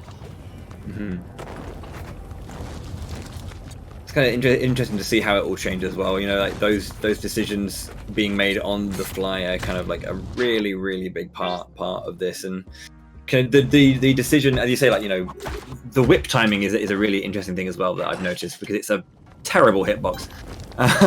So kind of like being able to be aware of the limitations of things like that, and then make the decision and then execute it in the right way in such a short, you know, time frame. Limitations, but also opportunities, right? So it feels really limited the first time you play Spelunky, but once you realize, okay, a back whip can kind of hit somebody above you and all these kinds of things, it's your starting tool. It becomes kind of one of your most important tools in the run. I think it was Ix pointing out earlier that in that key split, that's there we go. Reset. In that key split, one of the big problems carrying the key is you can no longer whip. Yeah. I guess one thing I am looking for is obviously there's a lot of skill involved, but there is a lot of randomness involved, right? Of so course, having, as you know, as we saw earlier, the jetpack, or especially a teleporter telepack at the right time is super key. I was rewatching DT's world record in prep for this. Which DT is finishing up, actually. Let's have a look. Oh yeah, great. And happens to get a teleporter going into the double delivery of the rope, which is just such a huge time save. So just like that well-placed teleporter at the right time. So key. But it looks like, DT crushing that through with a huge time there. Like the fastest time set today, sub 16 with a 15:40. It looks like, at least on the with the auto split there. So looking very, very good. Taking first place by over a minute over Krill, who earlier put a fantastic time in. So to get a plus 48 second time over his record this close to the beginning of the day is of course, it's what I get like immediately for saying, "Oh, Krill's time is going to be hard to beat." Yeah, I mean, just keep saying that. The record's like not; it's completely safe. The record's safe. It's not going to happen. Yeah. There we go. But man, that is. It's about a minute off, I guess, from that world record personal best DT time of 14:52. Yeah, that is really, really fast to have so early on in the day. But yeah, we'll immediately jump away from DT. Then sadly I wasn't aware that they were on Tiamat. Look over, and suddenly it's Tiamat. I was like, oh cow, we got to watch that. So everyone's at the beginning of the run, and we're going to see a lot of dwelling today because the resets will be heavy for the most part today. It's part and parcel of running a game like this. Oh man, those. Okay, so you were talking about, like, you know. Yeah, the understanding is like a limitation but opportunity. One of the most annoying traps for me is actually in dwelling, and it's the bloody arrow traps that kind of shoot left and right when you go past them. Being able to like actively deal with that, the biggest thing you can do is like just whip the arrow, right? And the timing on that is so nuts. I don't know why, but it's just for me, it's just really kind of. I play like a lot of games like this, right? Well, not roguelikes in particular. I play a few of those, but like, you know. I grew up playing Castlevania and like that kind of like action platformer style is the thing that I'm used to. But there's something about like, the hitbox being what it is, but then like it tightens up the time frame that you have to execute things like that. And I definitely very, very much struggled with how I would position and how I time it all. But the runner's doing it so cleanly and effortlessly, and using resources like ropes to deal with it as well, like that. I mean, I would have been hit there. Just saying. It feels so good once you learn how to do it. A lot of that comes from practice, especially in the low percent category, when you're like not really allowed to like pick up lots of items. So you have to rely on your rope, and when you can only use your rope, you start to learn those tricks and timings for dealing with stuff like hitting an arrow out of the air. I think it's one of those things about like just passing information as well. So a thing that I think is really impressive about this is, being able to see and immediately recognize and immediately respond to tiny traps like that, because you're moving so fast. And if you're like going through these dungeons and suddenly you see, oh, trap there, immediately respond to it. It's just being able to see that in the corner of your eye there, the clarity of your peripheral vision in regards to that, I think is super impressive. It's amazing. It's almost like it feels like your eye starts to see the screen differently. Like, so we'll see, and nice escape there. We have Krill with the teleporter here. You'll see there's those snap traps in the jungle, but then also, because we probably won't see the jungle that much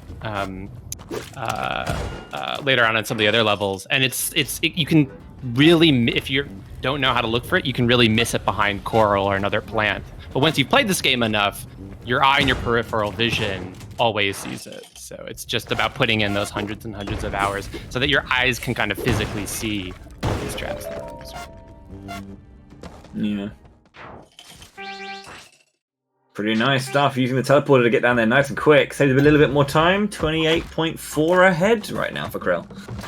Yeah, having that teleporter, I believe that was into that double delivery of the rope. Is that right? It's just such a big. This is a really nice, lucky pickup there with the teleporter. At exactly that split.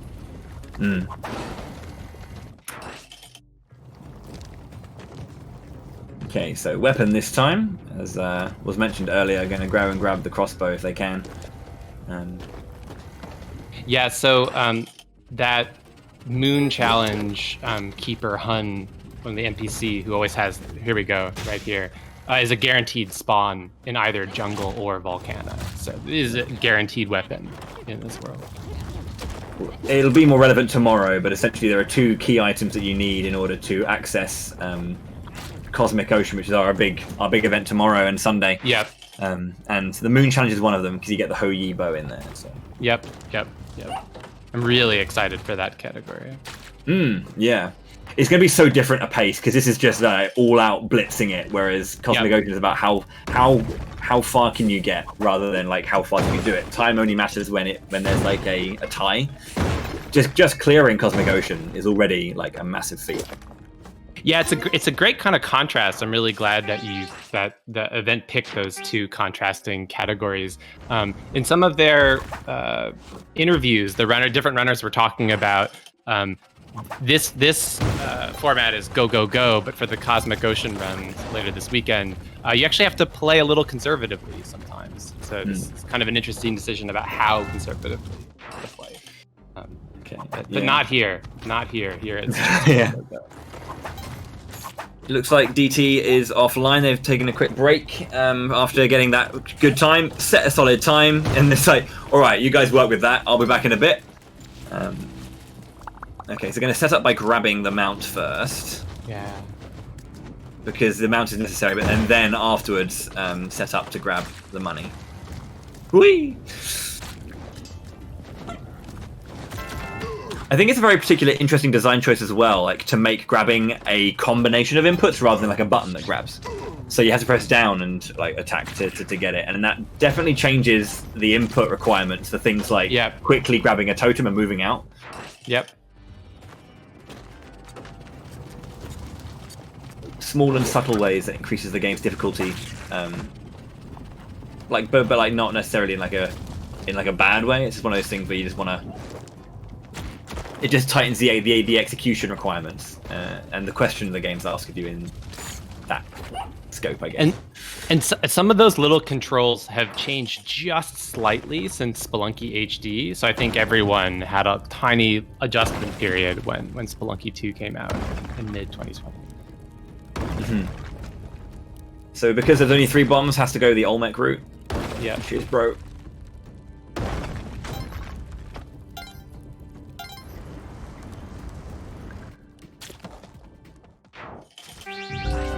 Mount is through. Lost a little bit of time there, but looking pretty all right on money. Not completely perfect, but yeah, I think it should be fine here. See, that leprechaun actually carries a bunch of gold, but it's probably not worth the time to deal with it. Yeah, I think like either one ghost pot would be like 7.5k here, and I think the totem's 20k on in Tide Pool. So one totem would be enough. Totem, yeah, and there's enough loose gold like that. Probably. Ooh. Money.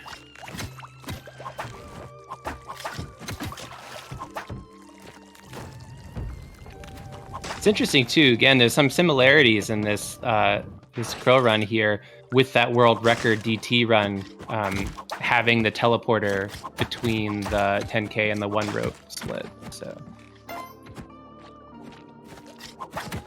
we're on a really good pace here. Yeah, looking pretty solid. There's the door. Okay, found the door. Just needs another 5.5k. So. Oh, brutal, brutal.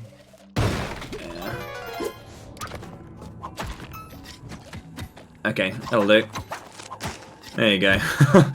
Unfortunate that there was nothing down there. Like if the ghost container had been there, he would have had enough immediately and just could have continued.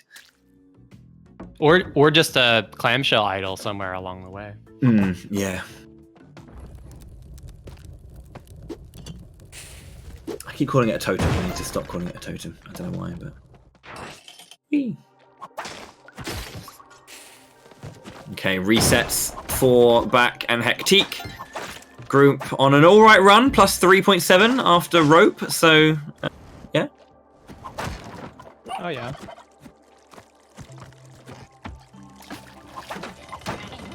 Right, Monty.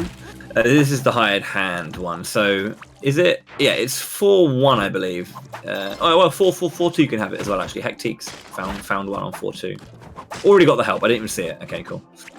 I was looking away.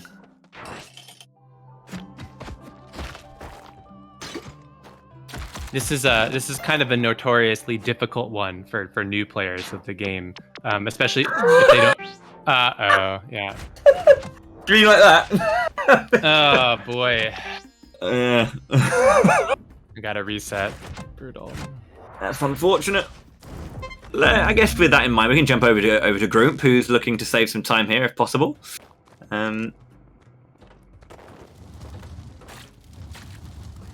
At that point as well, actually, I should mention it. We've been in about another 40-ish minutes, so probably a good time actually now to take a quick break, and then we'll come back in about 3 minutes to continue the action. Yeah, I just realised that it's coming up to that point where I want to take another break. So yeah, we'll be back in just a mo. So thank you for watching thus far. Again, cheers to our sponsors Kaspersky and to Mossmouth. For helping put this event on, and we'll be back in a few minutes, and don't go anywhere, and there'll be more Spelunky 2 action in a little.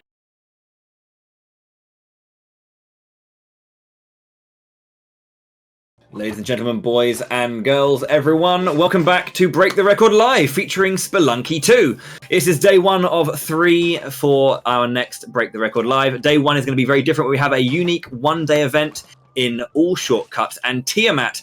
My name is Bo the Hero, and I am joined by Dougal. How you doing, dude? Hey. Okay, so you're Dougal on Twitch, right? Yep. And then would you prefer Dougal or Doug? What one do you prefer? Either or. Just making sure. Okay. So welcome back. It's been an exciting day. We had 5 runners open up. The clam got room. We had 5 runners open up the show with their no reset races, and since then we've had a few PBs from a couple of runners. after the reset race or the no reset race, Hectique was out in first with their 1817. But since then, Krill71 put in a 1658, and then DT putting in a rather stonking 1540. And they are currently in the lead, taking home $1,000 of the $3,000 prize pool up for grabs today, courtesy of Mossbert. So thank you very much to them for getting involved with this event this time. Yeah. No, amazing. Just Spelunky 2. Give me more of it all the time. Did you 100%. See that double teleport from Groom? Oh man. That was fast. I love the telepack. It's terrifying and amazing in equal measure. Oh yeah. And teleporter, famously in Spelunky HD, telepack new to Spelunky 2. Isn't it that I believe the telepack goes further, but it's more BS? Basically, it can be a bit weirder, but it goes further. So and the critical thing is you can carry another item while you're doing it, potentially even a gold key, right? Relevant to this category. Yeah, I think people were mentioning as well. Yeah, the whole idea of like telepack key split is huge because if you get that early, you can go the entire split with a telepack and save a nice chunk of time. Yeah, so that's one thing to kind of realize about this category. Finding a teleporter or telepack somewhere is great, but after completing a split, you're going to have to kind of restart a new run. But that deliver the key split is by far the longest, and so having a teleporter on that task in particular is huge. If the randomness gives it to you. Yeah. Yeah, it was mentioned earlier as well. Actually, Ix was mentioning it, how it's a very a nice thing that the developers have kind of introduced to this game as well. Is that being able to just to reset the shortcuts, so that everyone has access to all of their save data, but they have to redo the shortcuts for the purpose of this category as a speedrun. Is like you'll see them jumping into the options here. Reset shortcuts, which allows not having to reset all of your data for the purposes of this run, which is very nice. Yeah, huge. And I think, as one of the advantages of working on a sequel to a popular game like HD, you can get all that community input and really kind of do it right the next time. Yeah. It's kind of nice how speedrunning has been growing as like a form and a way of playing, in general. It's just it's an aspect to gaming these days, and it's lovely when developers definitely have that as a kind of people do this. And that's a big part of a chunk of our player base. Let's develop around their wants and needs as well as ours. And the group that was a brutal massacre. Yeah, you know what I mean. But yeah, developing around that kind of stuff is all really cool. Well, and think about Spelunky HD. I mean, the community has been so impressively active. But like 8 years later, until Spelunky 2 is released, still finding out new things, active runs, new world records being set all the time. So yeah, the speedrunning as a kind of form of keeping the game going for years and years is just such a crucial thing. Yeah. Breathe new life into games, I've always found. If you enjoy a game and you want to play it more, here's a way to play it differently. You can always get more time out of it.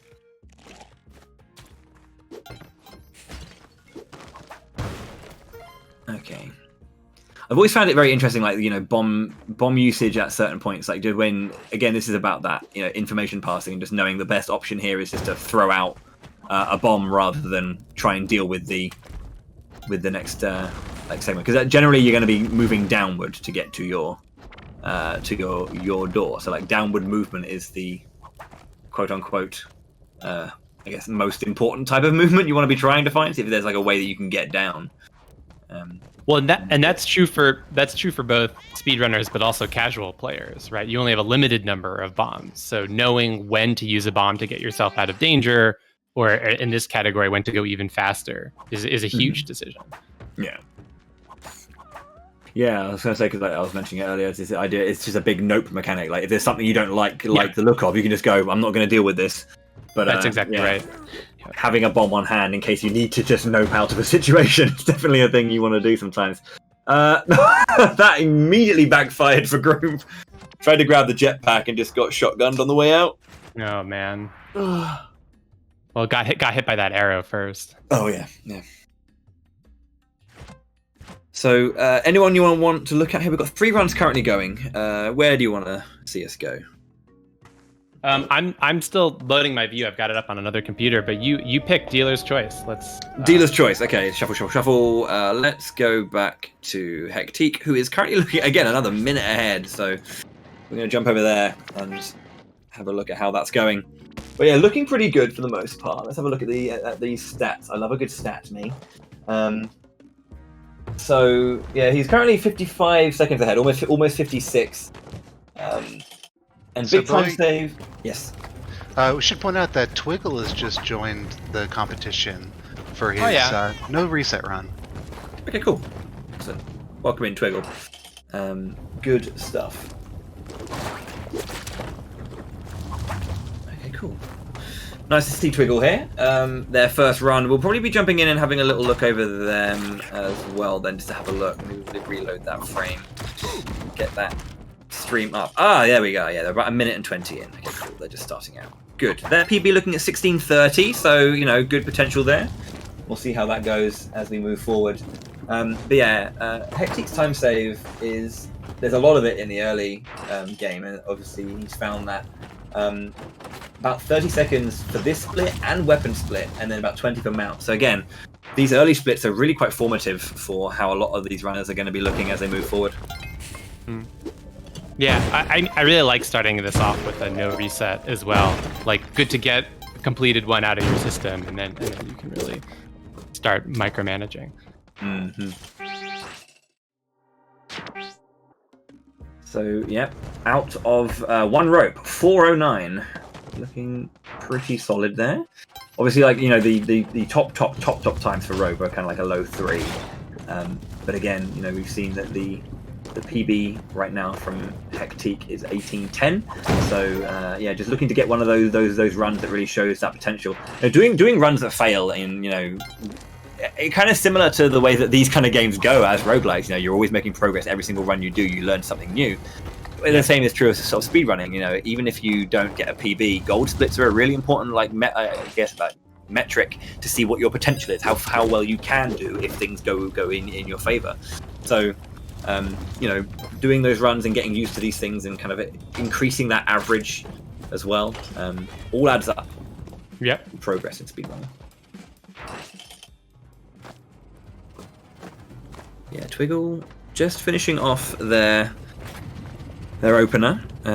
What are they on? 1-4 now with 10k in hand. So is that exactly 10k as well? A bit more. Do they have a rope as well? Don't take your eye off Hectique, though. I'll be curious to see how the double delivery. Once you get to another shortcut from the first to the second, or the second to the third shortcut, you can actually kind of do 2 splits back to back without dying in between. So those become pretty key points in this run. Yeah, indeed. Speaking of which, we've got now a minute and 5 ahead now for Hectique, looking very good. After doing that rope into weapon mount, and then the 50k again as our first part of 4-1. When you just start speaking and you just forget what words you were going to say next. Sometimes.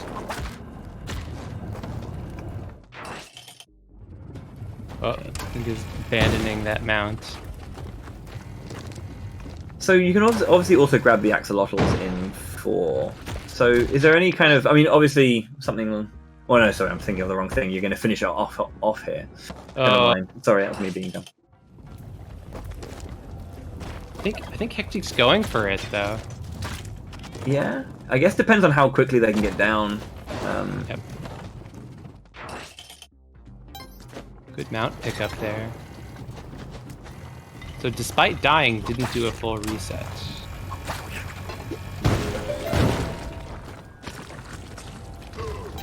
Okay, cool. That was because of the ticking time bomb. That was that.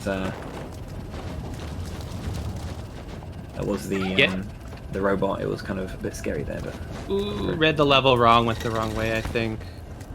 The lava is just brutal, or can be brutal with the bad spawn volcano. What if you're just joining us? What Hectic is doing is keeping 2 tasks in mind here. Oh, turkey. One last chance then. Yeah, would love to do a double delivery because if Hectic can deliver the mount, the next task which you can double deliver is this 50,000. So kind of trying to do 2 tasks at the same time. Nope, didn't find a mount. Hard reset. That is a reset there, sadly. But yeah, so in case anyone's kind of new to Spelunky 2 and kind of wondering what's going on, the All Shortcuts and Tiamat category is about unlocking the 3 shortcuts in the game. So at the end of 1-4, at the end of 3-1, and then at the end of 4-4, you can. These are just the world like level 1-4. You can basically you have different challenges that you need to kind of complete at those points in order to develop and eventually complete a shortcut. And you need to do 3 deliveries, as Doug was specifying it as, to kind of give this character, a particular character, Mama Tunnel, kind of different items in order to create the shortcuts. So the splits that you'll see, the split names are referring to what the intermediate challenge is. I believe you said it was at the end of the final delivery can be the first one for the next one can be done. So 10 grand into 1 rope, and then mount into 50,000. Yep. Those 2 can be doubled up. Yep. So those are 2 really key double delivery possibilities in the run.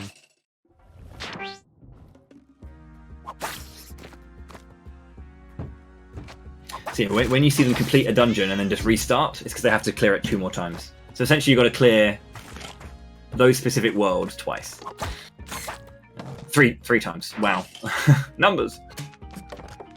Yeah, there's a lot of numbers going on. Yeah. Speaking of which, I think because Twiggle's just joined us, let's go and jump over to Twiggle and watch them do their no reset, because they're about 7.5 minutes through, 7:45. So yeah, we haven't seen Twiggle yet. So tell me a little bit about Twiggle as a runner, if you know kind of like their history with the game and that kind of stuff. So the thing I know about Twiggle, which I was following Twiggle's Cosmic Ocean runs, was one of the first people to complete Cosmic Ocean. So, which can be this grueling multi-hour run through 100-something levels. And so yeah, I really enjoyed watching Twiggle kind of just mechanically grind out level after level. So it's definitely going to be a threat in the Cosmic Ocean category, although that only starts tomorrow. Is that correct? Yeah, it does. Yeah, it starts there. So All Shortcuts and Tiamat is just Friday, and then Cosmic Ocean, which is going to be a much longer run, will be Saturday and Sunday. I am looking, though, if you go to mossranking.com, which is the kind of community hub for Spelunky speedrunning, Twiggle has the 3rd place time on All Shortcuts Tiamat, 16 minutes 30 seconds. So definitely a strong competitor here as well. I just realized that the rope, when you throw the rope up, actually it hit. I knew it interacted with things, but I didn't know it actually dealt damage to enemies until it was mentioned earlier that fighting Tiamat you can use ropes to hit her, and I was like well, not only that, you'll see people use ropes to rob the shopkeeper, or in this run hunt to steal the poison crossbow, which is one of the deliveries. So looking pretty good right now, minus 36. So that's the nature of these volatile runs like this, is that you'll just see these massive swings in terms of time loss and gain. It's just how it goes. Let's have a look at Twiggle's time save potential. Hired hand, 20-second time save potential here, and the gold split for key and about 16 seconds on Tiamat afterwards. So he's got to go up against a 3-minute key split, which is strong to get through like the majority of the game.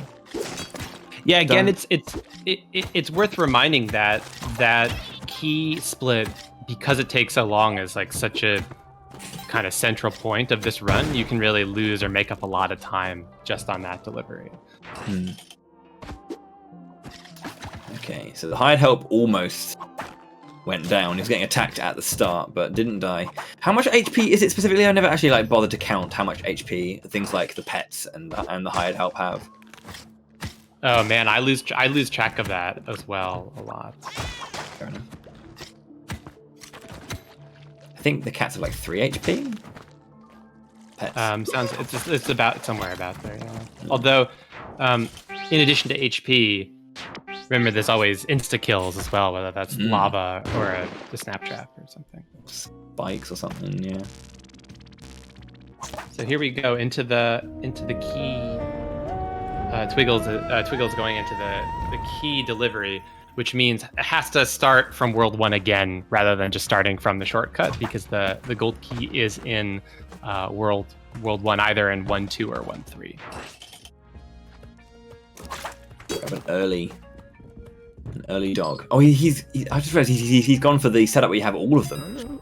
See, sometimes you need to set it to just one, but he's getting cats, dogs, and gerbils. Gosh. So you got, what was that? Spectacles were in there, spike shoes, and climbing glove. Climbing glove's really cool. You essentially can like climb walls. You like hold on to the edges that aren't just the ledge. You can hold on to walls as well as ledges themselves, which makes like going vertically very good. Climbing up very, very quick, but it's been normally going down. Not the immediately most sought after thing, but does help in terms of like doing this, like slowly sidling down. Slowing your descent is kind of like a good part of that as well. Might be useful as well for Tiamat. Okay. If the run makes it that far in terms of climbing up quickly. Oh yeah, that's true. Yeah. Not having to worry about like bubbles if you don't have it. That's something like jetpack, for example. Yep.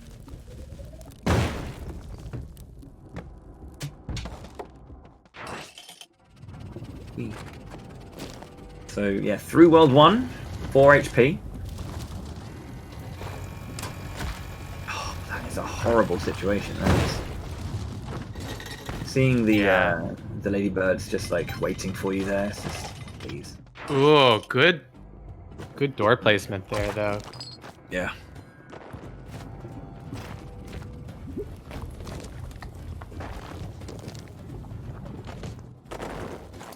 Spectacles allow you to see into the walls, so you can see what's in there. You can see like where gems are and stuff like that. We're not gonna really see them, but on a dark level, they can really illuminate things as well, which can be quite useful. Yeah. Oh, that's nice.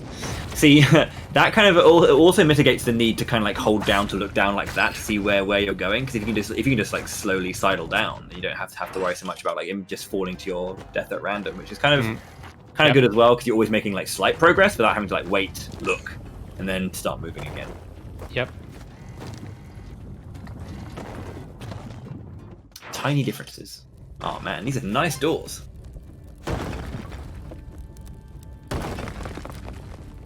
Okay, so that's World 2 done. Again, World 3 is just the fight with Olmec, so it's like 3 phases to it. You can go all the way down to the bottom and you can kind of get to the back layer, and there's a very secret item, which is we're probably going to see most of the time for CO during the weekend. Yeah, I think so.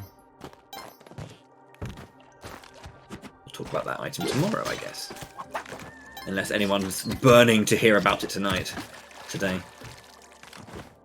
But we're going to need some serious request. There's another cat. Let's go, Percy! What a name for a cat, dude. I think I might call my next cat Percy. I play on cats only. Same, yeah. Same. Variety, spice of life. It is what they say.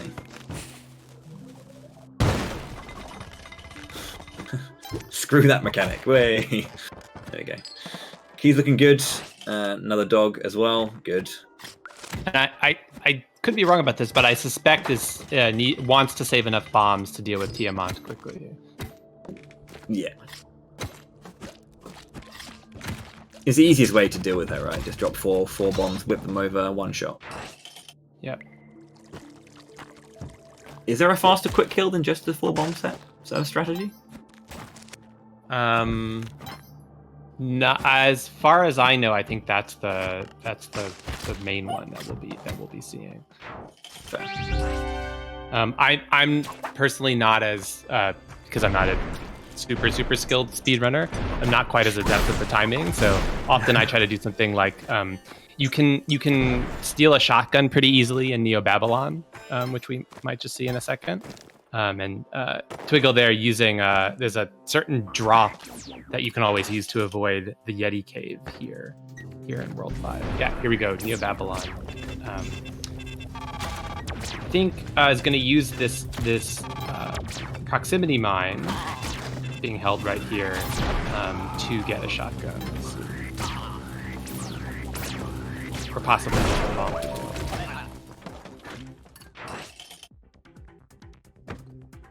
But yeah, a shotgun is often, at least for beginners, a little bit of an easier way to kill Tiamat. Yeah.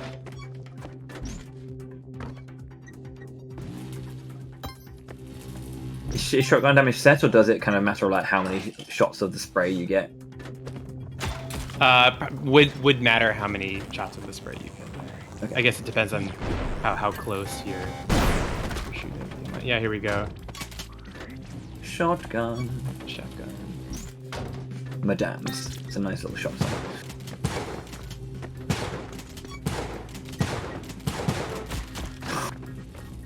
The Terminator waiting. Okay, there we go. You knocked him down. By the way, we were corrected by the chat. That's right. Telefragging Tiamat, probably the fastest. Oh, okay. So use a bomb to break the first two, and then you can just.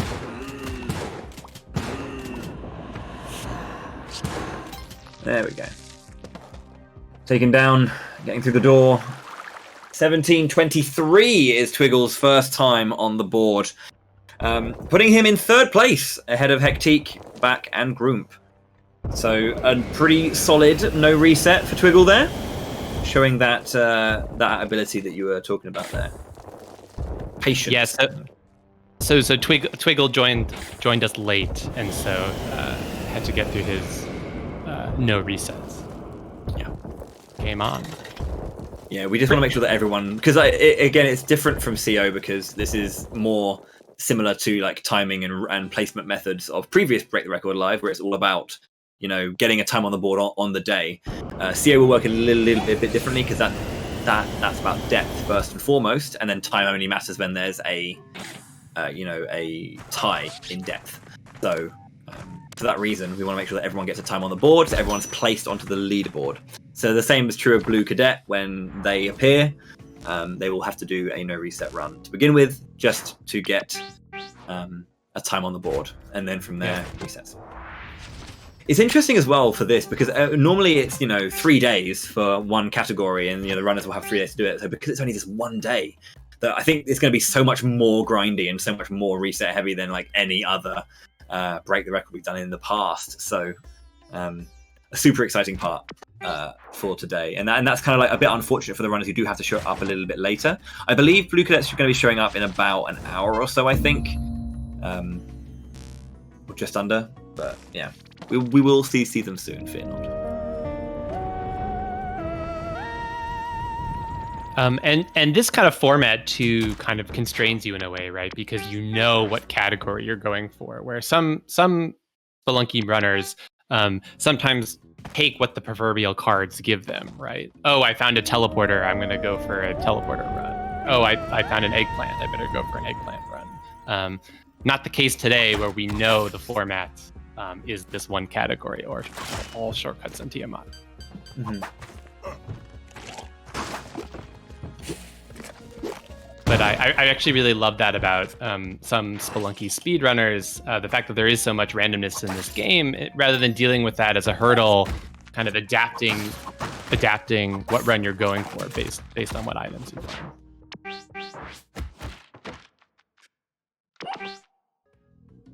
Yeah, and there's gonna, speaking of like items as well, I think an interesting part of this is that we're going to see very, very, very different items tomorrow than we're seeing today, because again, the requirements from the runners is going to be so much different. Yeah, Ix was talking a little bit about this earlier. I think today we're pretty much only going to see Volcana. So in World 2, you can, you were talking about this earlier, you actually have two choices of worlds. You can go to the jungle or Volcana.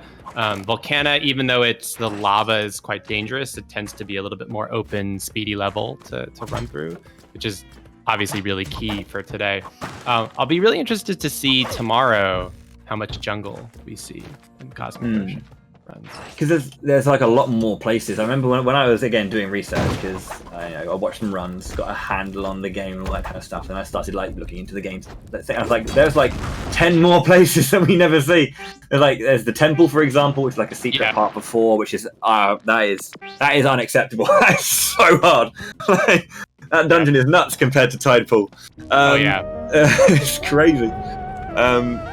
And then there's like loads of there's like a couple of secret areas that rather than going down, you kind of like have to start on the bottom and move up, kind of thing.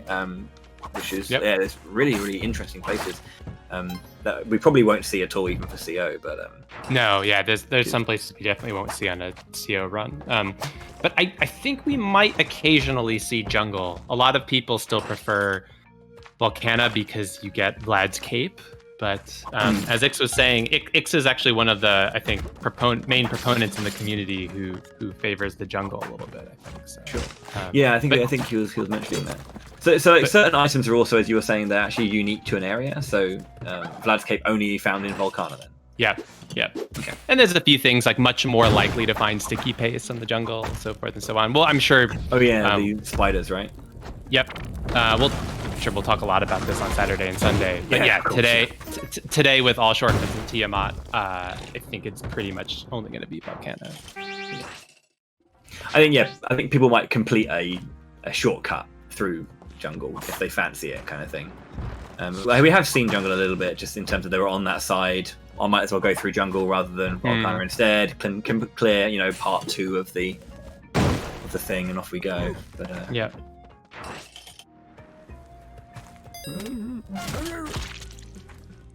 think it was. This is okay. I was mentioning this on my stream yesterday when I was playing it, and whilst I'm going to mention a game that perhaps no one's ever heard of ever, and it doesn't play anything like it. But this game reminded me in a very, very weird way of Equinox on the Super Nintendo, which is a sequel to Solstice. If you've ever heard of those games, good on you. No. But Equinox is kind of like it's a isometric like action and adventure RPG type thing. There's like 5 levels or 6. I think there's 7 levels to it or something like that. But like, it's oh my god! Back just fell down, landed on a UFO and didn't die. Bounced off a UFO to safety. Godlike. By the way, also to interrupt, I believe did we just get another time from Krill? Oh, we did. Oh, crikey! Yeah. Yes. Oh man, didn't even notice it. 1547. Yeah, it's a lot going on here. There's so much. Sorry, so much stuff. Yeah, Krill just got a PB, actual PB, and it was only 7 seconds behind DT's best time here on the day, and that's actually a true PB for Krill. I think that is the second fastest time in the world. So, is that second place? Yeah. Well, I guess third now, because DT's 1540 is quite good as well. Man, yeah, it's hard. It's so fast paced, and it's like normally the runs we've done here are like about upwards of an hour, so we have more time to realise if someone's on sick pace. So I really apologise for missing that. Yeah, I'll keep a better eye on it as well. But yeah, it's difficult. It's difficult. It's so hard. As far as I know, Krill's PB was 1554 around. So yeah, pretty good. About 7 seconds shaved off of that. Yeah, looking very good. Back lost his run, so he's reset. Hectic reset as well. Group at the beginning again. Everyone's reset. Back to the dwelling we go. But GG's to Krill there. With that in mind, it is coming up to the hour actually. So that means that I need to hop off. And I'm going to be reintroducing Ix after the break. So yeah, we're just going to take one more quick break. a few more minutes, and then we'll come back with more action here at Break the Record Live. So thank you very much for joining me, Doug. I believe you're going to stick around and cast with Ix for a bit. Excellent. So yeah, I'll say goodbye for now. We'll be back with more Break the Record Live after these short.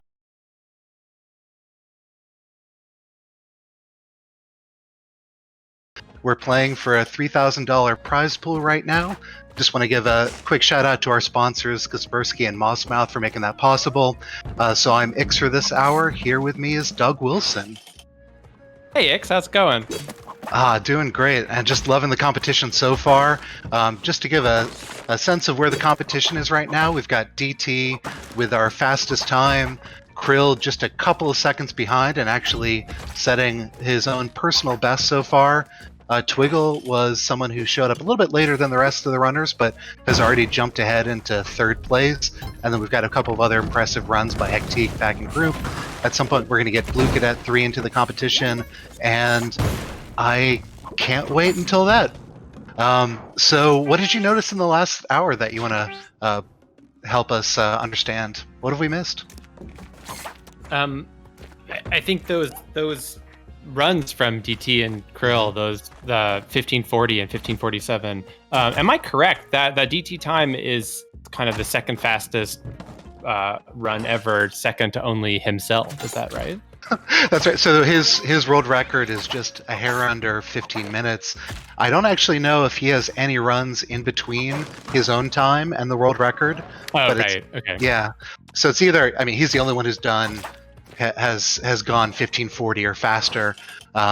But I think there's still a ton of opportunities for all of the runners who are participating today to get personal bests, and I think all of them are in the mix for a potential world record run if they get the right items, if everything works out correctly. But yeah, we have quite a few hours to go through, and hopefully we're going to see some really fast runs. Could there be a sub 14 run today? We'll see. And you were Ix, you were saying it earlier, one of the kind of exciting things about doing a tournament for such a new game is that there are kind of real world record possibilities, I think. Yeah, for sure. So real world record possibilities. We're also, frankly, still figuring out the best strategies and paths, and when is it appropriate to take risks to get extra gold. We've got new strategies to make Olmec faster. So still a lot that even if we've learned it, it hasn't been incorporated into all of the fastest runs for each runner, and in some cases into the world record. So yeah, I'm excited. I'm learning a lot. I still haven't. I speedrun Spelunky 2, but I haven't really grinded this category. I can't wait to learn everything myself so that I can actually improve my own PB. But yeah, I think we're all learning and just seeing what they're able to do in a competitive setting. One of the things we were talking in terms of those key decisions and strategies, one of the things we were talking about in the last segment is this decision of when to use a bomb to nope out of a situation or to speed your way through the level, given that you have a very limited number of bombs. So that's one real kind of small, ever-present decision that I'm always interested in when the runners are actually using bombs. Sure, so we'll continue talking about that. I just want to bring the focus here in on Hectique, who seems to be in the green right now, and already a very competitive time that we've seen. Hectique is now deep into the 50k gold split, and already has the 50k, so just needs to survive and make it out. So yeah, your question was resource management. That's going to be a real thing. You pointed this out during the last segment, but you want to bring in at least 4 bombs into that final Tiamat fight. And we've seen the runners decide, does it make sense to break a hole through the Neo-Babylon stage to help avoid some of those dangers and to go faster? But ultimately, the Tiamat fight can go really wrong if you don't have the right set of resources. So it looks like one more stage for Hectique here. Oh, actually, no, that was it. So 45 seconds ahead of PB going into the hired help split. It's a really good pace to be on right now. Just kind of eyeing the other runners. This is really the main focus of where the competition is right now on Hectique's stream.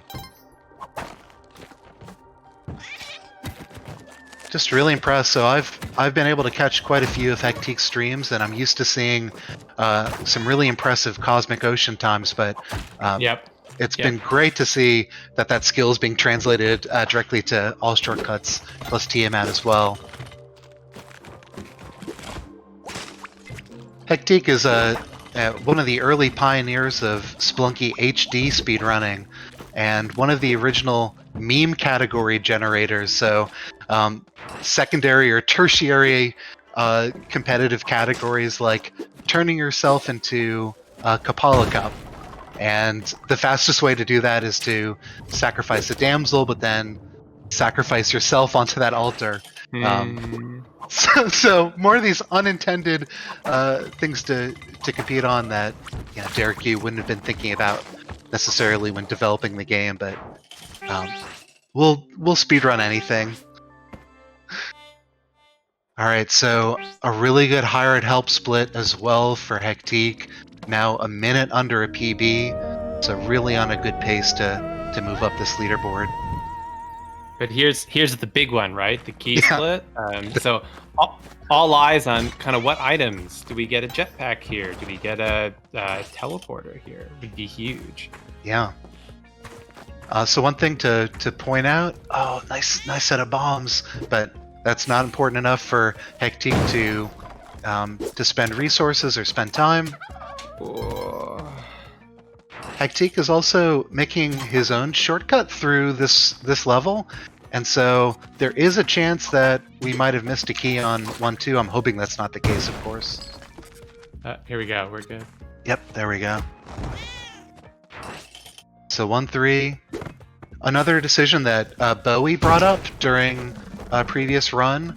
Hectic is bypassing a pretty quick extra HP from the cat there. So it's going to be much harder to find that extra health later on in the run. Getting 1 extra HP from a turkey here. But looking good. Looks like Krill is also on a pretty fast run. And of course, as I point that out, there's a tragic outcome with a molten lava dude. So yeah, all eyes on Hectic here.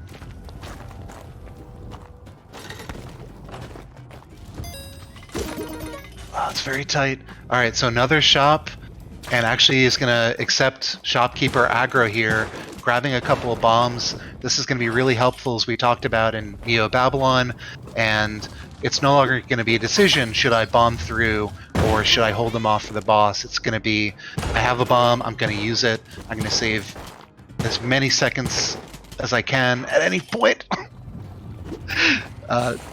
We'll say intentionally dodges, jumps through a lot of bullets there. That was totally calculated, and we have an unfortunate situation with lava.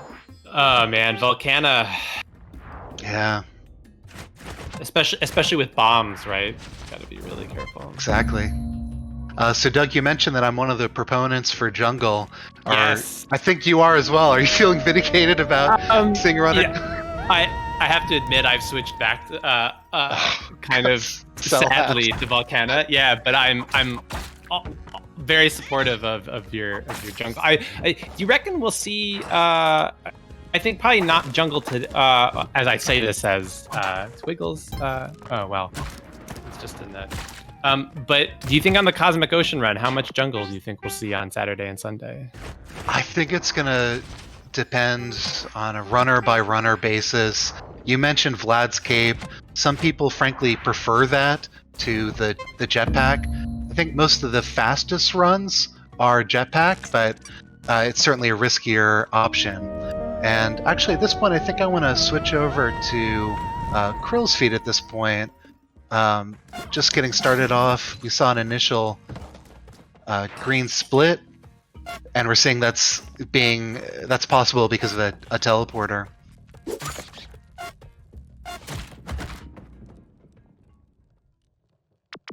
Oh, unlucky. That one's on me, team.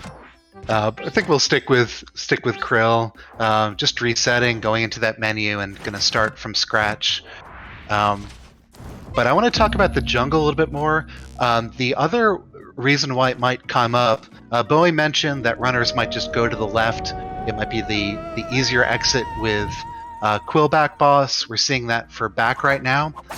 But I think there's also some opportunities for using the jetpack on some of the earlier splits in the jungle. Sorry, the teleporter. So the main disadvantage in speedruns for the jungle is there's often tree layouts that make you go up rather than down, which is what you want to do in a speedrun.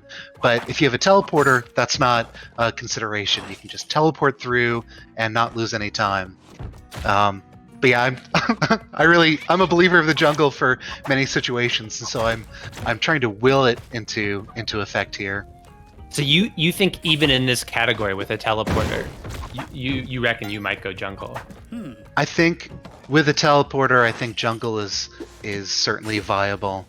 But yeah, I don't currently have one of the top times in this category, so I'm sort of talking from the cheap seats here.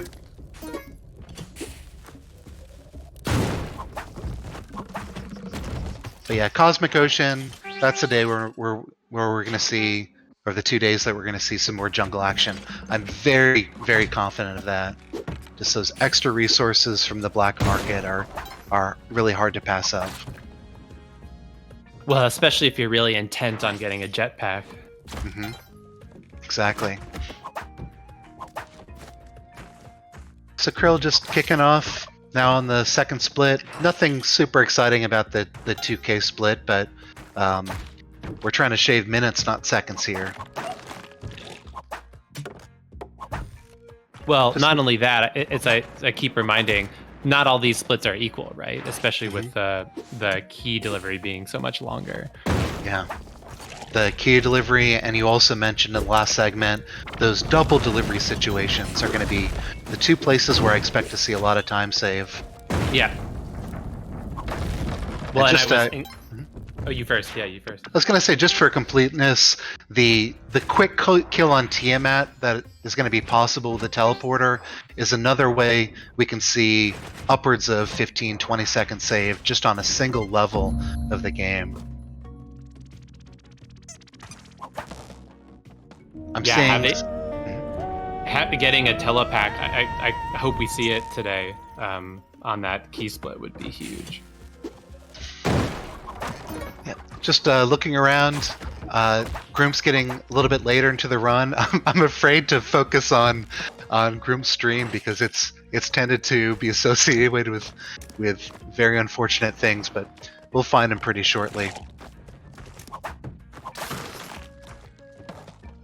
I haven't gotten to see Krill stream very much with Spelunky 2. I've just seen the personal bests that have been coming out over the last couple of months, and one thing that's nice about this event is you're getting to see the consistency that these runners are making many good runs, not just PBs that are exciting to watch.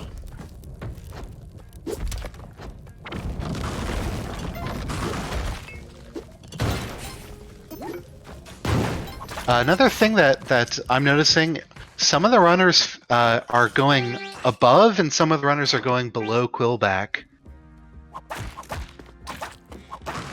Just different ways of avoiding that sudden death from being crushed by Quillback there.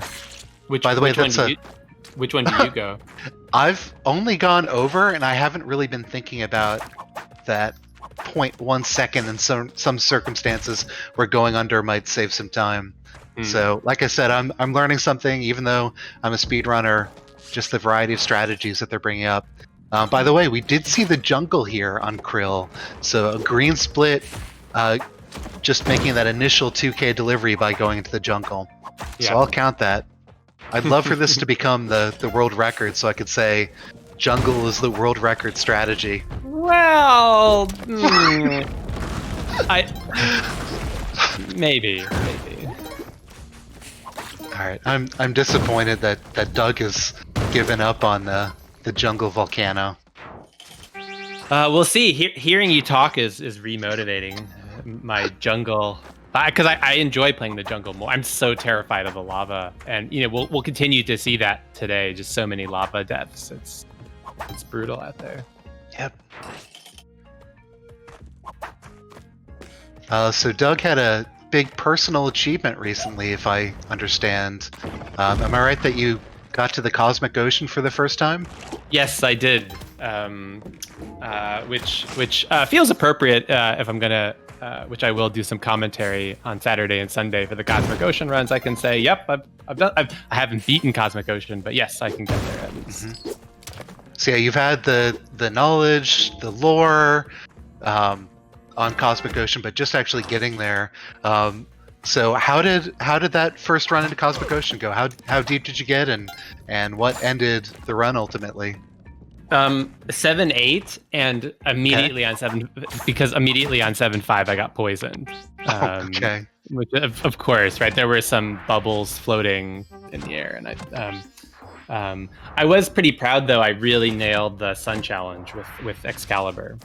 Excellent. But, so we'll learn lots of that other stuff tomorrow. But yeah, I was proud of you. I was excited. Yes, thank you. I appreciate it. Yeah, it's we probably won't hear it, unfortunately, but the music too for that level Cosmic Ocean is so good, which is important because there are 95 levels of it, so the music better be. I mean, I'm sure some people mute the music, but. All right, well, I want to just quickly transition over to Groomp, and I know I've warned myself about doing this, but he is on pace for a really solid event PB. Just pretty deep into the key split here. Was the key crushed there?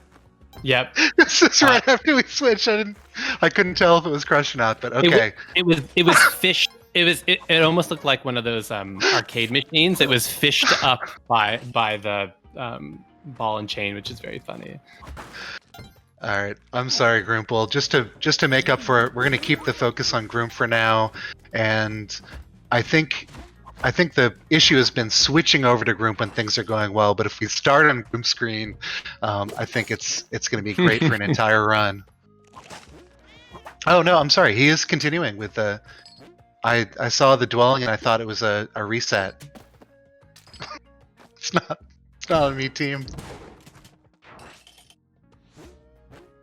Groom's amazing. I've been able to see a lot of his streams. He's been streaming later on the Eastern Coast time, and that's when I've been able to get home from work and see all the progress and practice he's making in anticipation of this event.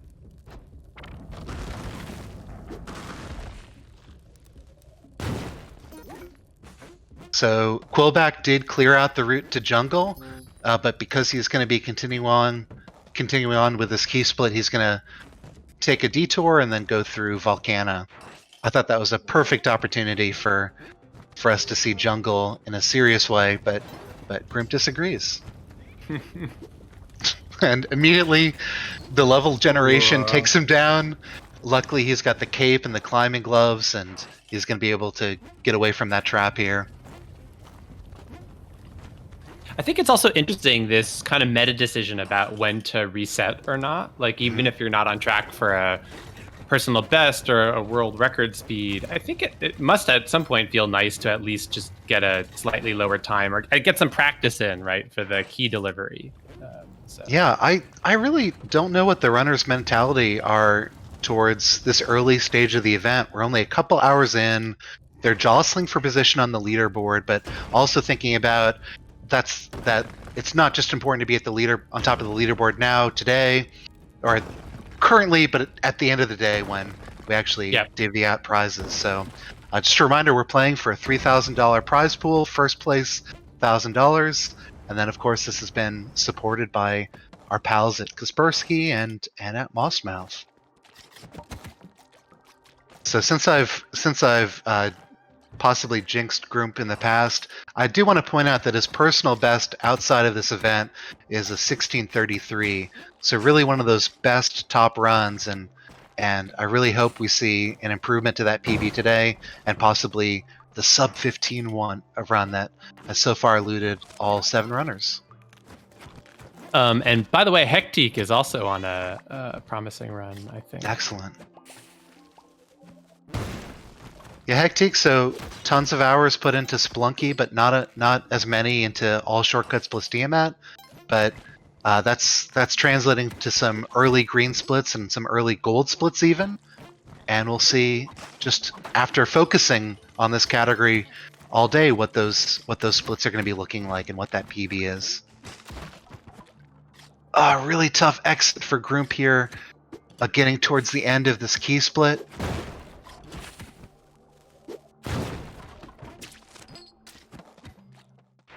Very nice. Yeah.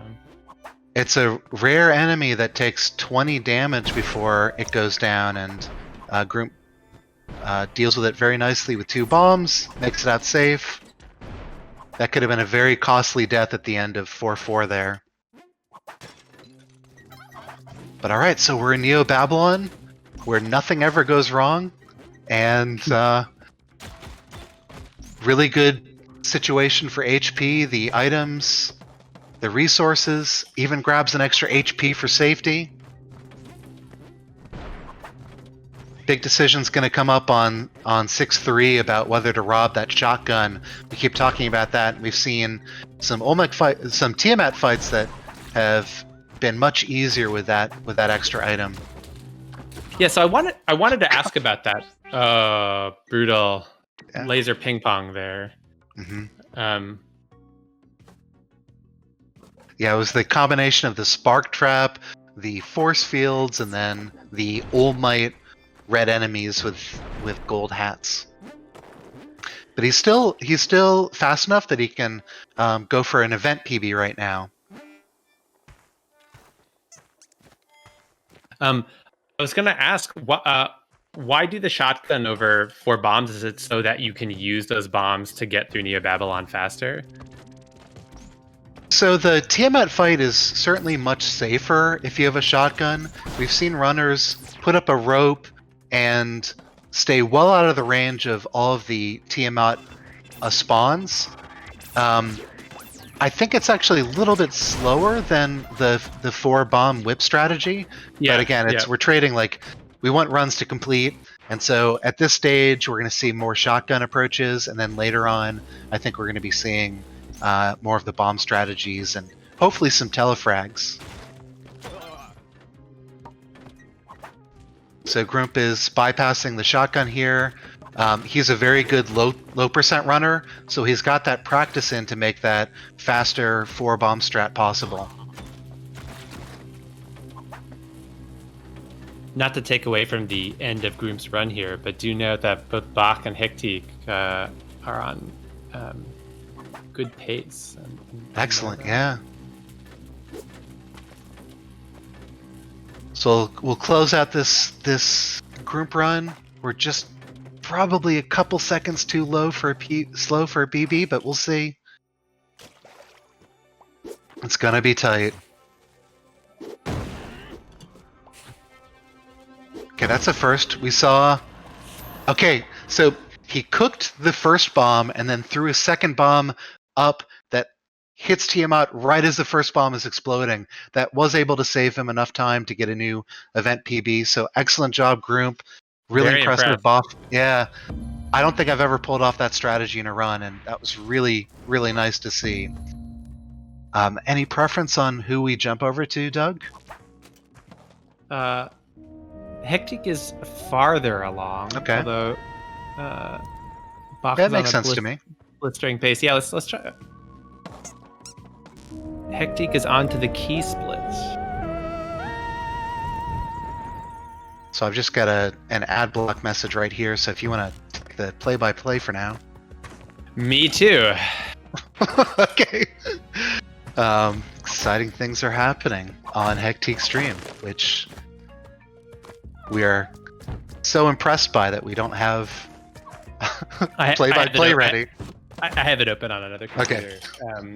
Great. Yeah, just getting started. Got to go for this key split. It's the long split because you got to go all the way back to World 1.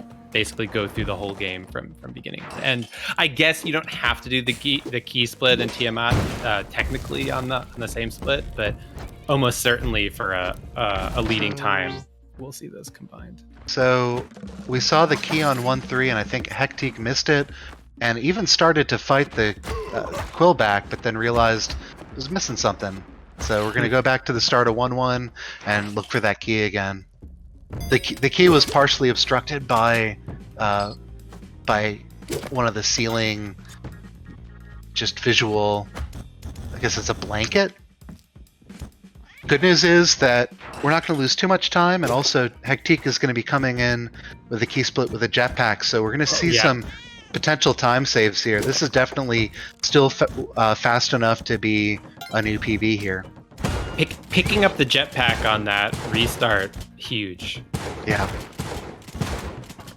Yeah, I would say that probably was just made up for for missing that key almost immediately.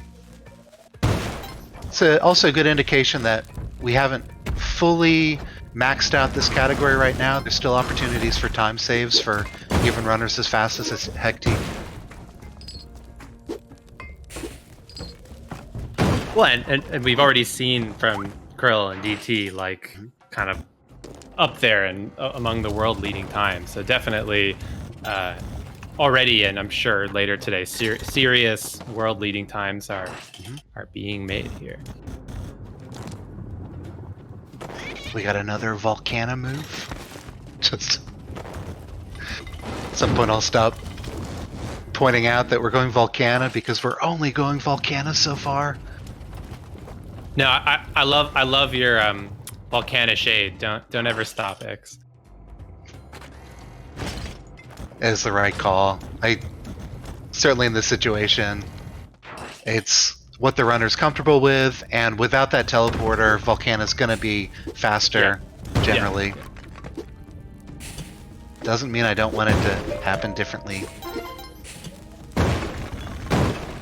So that door that just opened there, we're going to see that a lot later tomorrow and Sunday. That's going to be helpful for the runners to store an item that they're going to bring to the Cosmic Ocean, but learn about all those deep secrets of the game tomorrow as well. Just something to look forward to. And I have to point out, we saw another blue crab.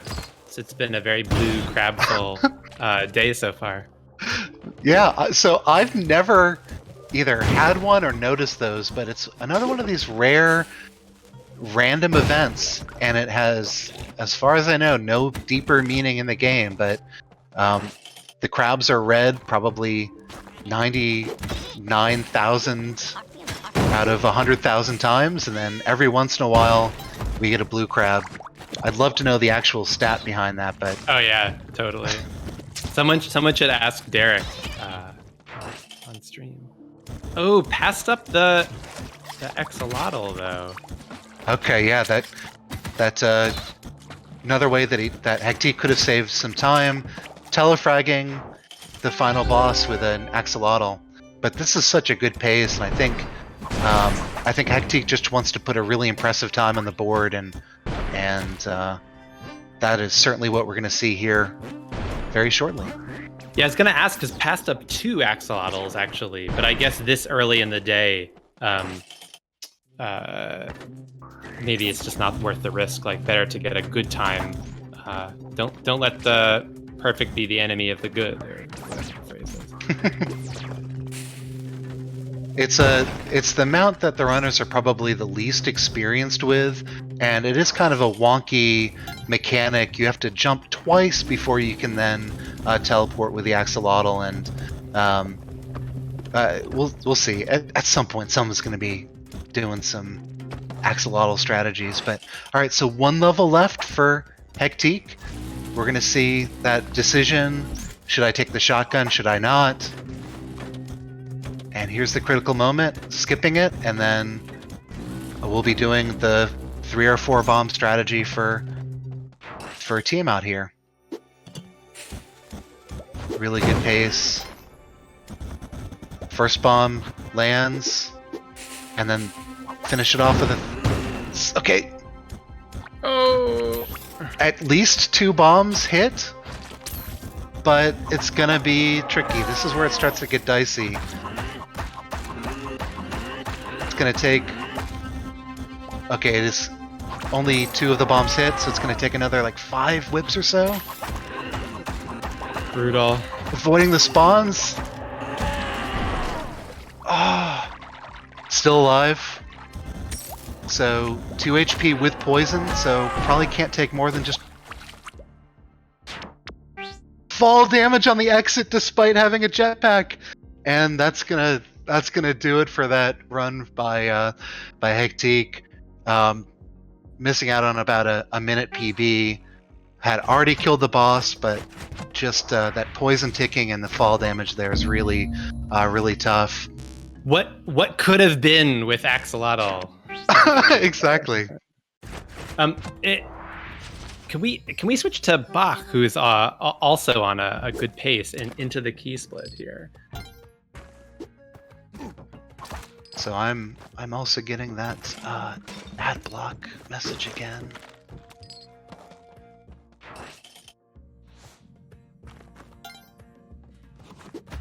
Are you able to see a back stream and play-by-play? Yep.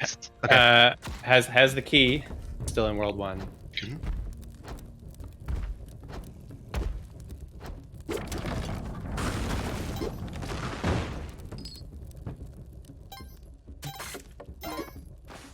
Okay, I'm seeing the Quillback fight. So basically the starting resources, but on a really good pace. Just looking back at the splits, we were focused on Hectique, but a gold split for the hired hand split, and that's what's really pushing him forward on this really good pace run.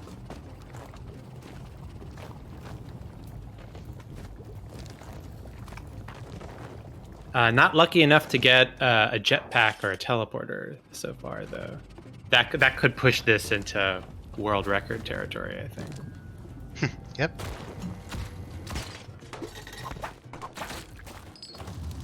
Alright, so no luck yet on the shops. We saw our friend Toon and just bypassing it. Don't have to rob the bow just yet.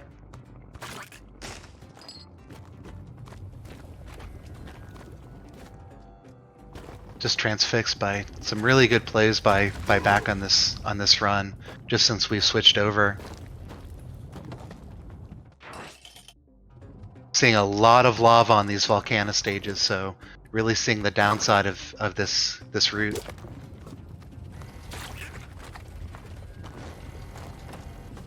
Missing platforms. We've got imps carrying magma men, lava everywhere. Smart rope usage there. Yeah, you got to know when to rope down in Volcana.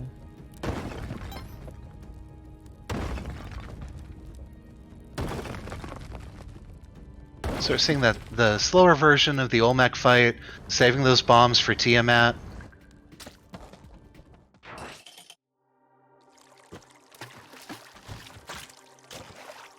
By the way, you know who loves Axolotl? I meant to mention earlier is Colin Northway, who will be doing some live. I didn't know that. That's great. I love it when there's advocates for non-mainstream mounts and approaches to the game. Biggest Axolotl fan, yeah. Someone asked him about it when he gets live on the commentary. Just a couple more stages here in Tide Pool, looking great for back. So not on pace for that world record run, but it's going to be a really good time for this race scenario, or at least the leaderboard scenario. I guess we're not technically in a race right now. Oh, good maneuvering around these Jiangxi. Yeah, very unpredictable, very hard to avoid.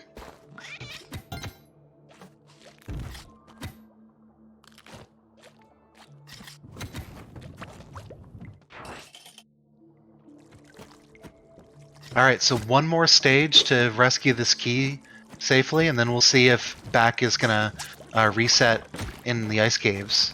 It would be a time loss, but it would refill his starting resources. Low bomb and rope count. So here's the critical decision.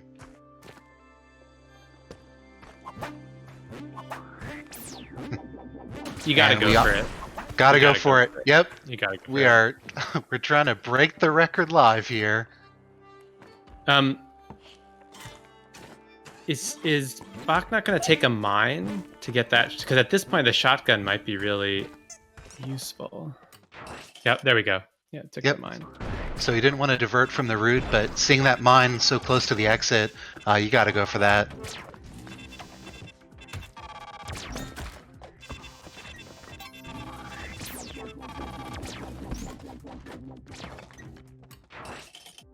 All right, so 6-1, pretty easy level. Something exploded near the exit, but that took care of whatever that danger was for the runner. Drops the landmine, was potentially looking for a shortcut using it, but is going to move forward. Big decision on 6-3 again. So down to 3 bombs. I expect there's going to be... Yep. Okay, so he's going to trigger the shopkeeper. Really good timing on that bomb is going to make it possible. Oh, this is really tough. Really tight there. Didn't need the mine after all. Yep. Great timing on robbing that guard. Boy, not an easy level. Well played. Mm-hmm. Wow, this is interesting. Interesting shooting from below Tiamat. I don't know if I've seen that before. Yeah. Just a little space there. Ooh. Yeah. You see, we're going to lose some time. If Back had 1 extra rope, this would be a much simpler fight. Yep. There were climbing gloves in some shop earlier in this round. Oh, he's going to lose the shotgun. So it's going to be about 20 whips or so at this point. Maybe fewer, but somewhere in that range. Tons of spawns coming out. Yeah, this is probably going to cost Back a race PB, but we'll see. Gets yelled at down to 1 HP and no other resources, no items. Second Tiamat loss, and well, I shouldn't say it's over until it's over, but seeing some tough battles with Tiamat here. just terrible, unfortunately.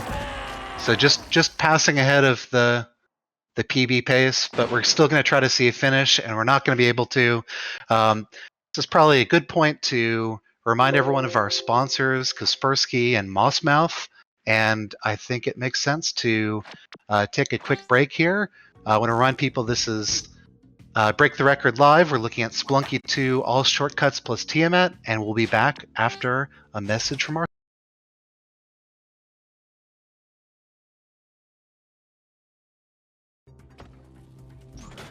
Seeing some really exciting things on Groom's screen. He is now into 6-3, heading towards the final boss. So we've just seen Hectic and Back lose tough battles. Tiamat. Will Groom succeed? Oh, Groom misses 2 of the bombs, so this is going to be another one of these cases where he's going to have to use backup strats to try to finish off the boss. Just while we're watching Group, I should once again thank our sponsors, Kaspersky and Mossmouth. Remind everyone who's just tuning in, we're playing for a $3,000 prize pool, first place $1,000. And for introductions, I'm Nix, and here with me is Doug Wilson. 1646 for Group. Excellent way to salvage a run that was really tough on the Tiamat fight. Just misses out on a personal best across the board. But a 1646 is good enough to move him up to 3rd place. Just excellent to see a great runner having a good outcome on stream here. Yeah, especially third one in a row that we've seen who doesn't quite get the bombs right on Tiamat, but actually salvaged it with whips. That is hard to do. So yeah, great to see the win there. Super tough mechanically, and He really pulled out everything there after missing that series of bombs. Very impressive stuff by Group, and I think we're going to see. Can I mention Krill has a teleporter on the double delivery into the rope. Great, and so we'll actually switch over to Krill so we can see what he's capable of doing with that teleporter. Right as we see, he drops the teleporter into the lava. So he's going to lose it for one stage, no big deal. I think that was accidental, but it could have been just a swag move to say, I've gone fast enough, and I'm going to take some safer decisions for that final level. Still got a lot of use out of it.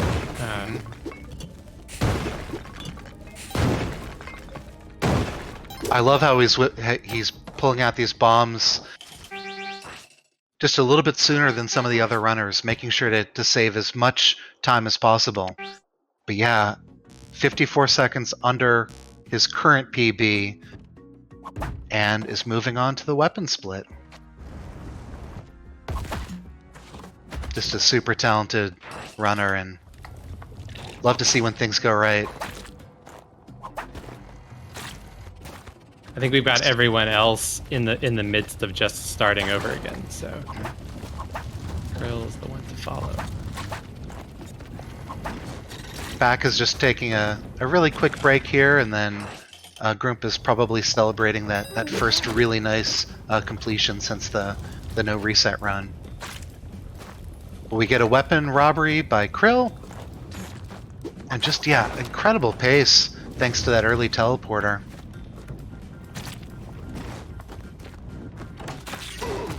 Another one of those teleporters later on in the key split, and we might be seeing a world record in the next 10 minutes. Yeah, Ix, we were talking about on the break that I don't think DT's world record. It has a teleporter for one of the double deliveries, but not for the long key split. So that's you figure that's got to happen at some point today over the course of the day. For sure, and we're hoping it happens on a run that's already going well. And I'm very optimistic. We got 7 great runners, and just the number of runs we're going to put out. It's a game that has a lot of RNG, but if you play enough times, you might just get lucky on one of those runs. Just a really smooth Olmec fight by Krill once again. So lost a little bit of time on that weapon split, but I think he's going to be really happy with where he currently stands. Also getting a message from Twitch chat just reminding us that DT is back in the race after setting a really good time early on, and he's going to start his grind for another possible sub 15 run. Yeah, DT with the world record, 14:52. So Krill is tried to pick up a flame dog, fire dog, and it just moved out of the way right before he jumped on its saddle. So that is a really tough one. Just a really angry little critter. that flame dog hit into the lava too. That flame dog hitbox, or the mounting box, always trips me up. Yeah, and the devs have also been tweaking that hitbox, but there's nothing you can do about moving the mount moving out of the way at the very last second as you're jumping on top of it. Ooh, some good nimble jumping there. It's gonna need to find another mount though. See a much safer turkey here. And already human friendly. That's right. So it usually takes a couple of seconds to tame a mount, but if there's already a caveman jumping on top of the turkey, it's going to be pre-tamed for you, so it's going to save a little bit of time. Note that Krill did not hard reset after that death. It was still on fast enough pace that it was worth another try on this mount. Yeah, absolutely. So he's still on pace. If he gets the really good item setup that we're looking for on the key split, he can still crush his PB at this point. Just such a fast start. Can't give up that early game. And it looks like he's only going to be about 8 seconds behind his PB. But the big issue is in terms of restarting. can he get to 50,000 for the double delivery? Sure. Looks like already at 35, so looking for an idol plus some loose gold would do it. He's found a cursed pot, which is going to be worth almost 10,000. So pretty good shape here. And still 3 levels to find that last bit of gold.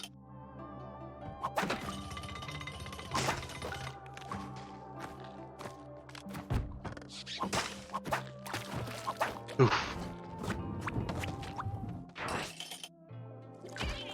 So occasionally I've talked in other settings that there have been some design decisions about this game that are actually favorable to the runner. It's a grueling game, but we just saw Krill drop down to a ledge above a spike. In Spelunky HD, that would immediately kill you. You'd land on the spike. But if you ledge grab as you're entering the spike hitbox, you're actually not going to be killed by it. Also, some incredible dodging there with those 2 crab cards. That was dicey. For sure. So quick reset by Krill. That was a very good 50k split, just on pace with his PB. And now we're going to move into the hired help split. Finds that hired help right at the beginning of 4-1. And now we're just platforming here. And then Yep. praying that hired help is still alive and nothing off screen has murdered him. But there's another Spelunky 2 edition, right? Making it easier to deal with putting to sleep these hired hands. Sure, yeah. Compared to HD, yeah. They're just so much smarter than they were in HD. The one thing that has gotten more difficult is if you abuse the hired help by whipping the hired help, at some point they've received enough and they'll actually attack the Spelunker. So they become enemies after being allies. Alright, really good split by Krill, and now we're seeing why Krill didn't reset after the unfortunate death on the mount split. He's going to be entering the gold key split actually in the green, a couple seconds ahead of his PB. And just to note, that PB in the race setting, in this grind setting, is his actual PB. So we are really comparing against his best run so far. And the big question, what's in those World 1 stores? Are we going to see a jetpack or a teleporter? Exactly. No. Not yet, at least. Not yet. There's another chance in 1-3 for another shop. But then, as you mentioned, the axolotl is always going to be out there. Oh, I really hope we see that today. We have to. We have to. If we just request it, and if Twitch chat believes, and if Twitch chat encourages the runners, we might get one. Did you see that? Pretty sure there's a teleporter down there. Yeah, it's one of the. Oh, but it's not a telepack though. Yeah, that would be exciting on other splits, but in this case, you gotta keep hold of that gold key.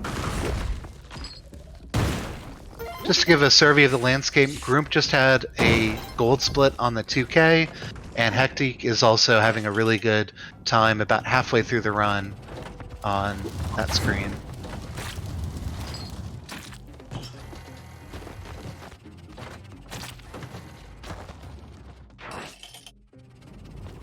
So Doug, I think, am I right that this is towards the end of your initial broadcast?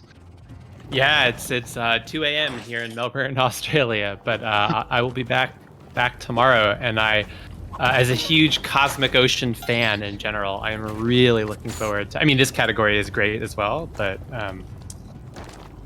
yeah, I can't wait for the Cosmic Ocean category. Great. Well, I hope we get at least one more PB while you're still on the broadcast. But as you look back on the last 2 hours, what's stood out to you as moments that are going to be memorable for you? I think just this category is so frantic with now 6 runners going for it. Like I think we even missed part of that Krill 1547 run, which is now in second place. It's just you look away for a few minutes and you might be missing a big run. Sure. Well, I want to bring in another one of our casters so we can have a nice little chat and transition from you over to Carly Braun. So I'm going to pull him in from our waiting room here. And welcome to the broadcast, Carly Braun. Hello. All right. So have you been able to watch some of the event recently? I know you're just jumping in for the broadcast, but... Yeah, I've been watching at the beginning, the first few minutes, but I had some other stuff to do. But great first times from all of these races already. Racers. Yeah, I knew some of these times are going to be coming up. I didn't necessarily expect them to be coming out so early in today's event, but really excited and fortunate to see that. Yeah, I wasn't expecting any 15-minute times like in the first run, honestly. Yeah. Or like first run. It's really crazy. But just super talented runners, and occasionally this game gives you the seeds that make it possible to really do great things with it. I do think, though, I suspect over the course of the day, we'll see the runners get more aggressive and more desperate. So maybe we will see more axolotl. Yeah, shaving those precious seconds for teleporter strats it's gonna be interesting to watch how that's gonna play out for a lot of runners. All right, so I want to bring in another one of our casters that's going to be rejoining us. So Tic-Tac-Foe is also in the waiting room. I'm going to pull him in now, and TTF, welcome to the broadcast. Hello, what's going on? Just seeing a lot of high-level Spelunky 2, All Shortcuts plus Tiamat. That's what you want to see. So, Doug, any last words for you? Any final thoughts? I'm gonna stick around just to see this Great. Tiamat. Hopefully, we make it here with Krill. Final thoughts? Nope. I hope we see some telefrags. I guess that's easy for me to say, but I'm looking forward to that. Great. Well, thank you so much for joining us, and Yeah, thanks for having me. TTF and Carly, I'll let you pick who we're going to focus on next. Tough question. Go for it, Carly Braun. You got it. I get the call. Oh god. Who is it that could split right now? All right, so I'm seeing a lot of green times. So it's a little bit too much, but we're gonna switch over to Groomp and see him. Looks like he's on the weapon split and just wrapping that up here. Oh, one of the more. Is it one of the more interesting splits? I would say so, because you have you can get aggro if you, but most of the time you rob the what's her name again? Tan, right, for the poison crossbow thing. Yeah, the bad bun. You never actually see the runners using it. Most of the time they just drop it for handling enemies or situations. I wonder if we get to see anything more like using it as a tool of some sorts, but who knows. Yeah, I find myself using it mostly if there's like a ladybug in the way, or if I've flubbed the steel. Sometimes Tun can get on you pretty quick, but you can stun Tun with that that arrow.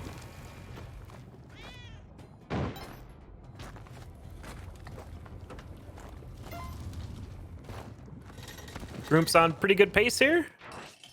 Carrying the rock dog, that's not going to allow him to be fireproof. Yep. Oopsie.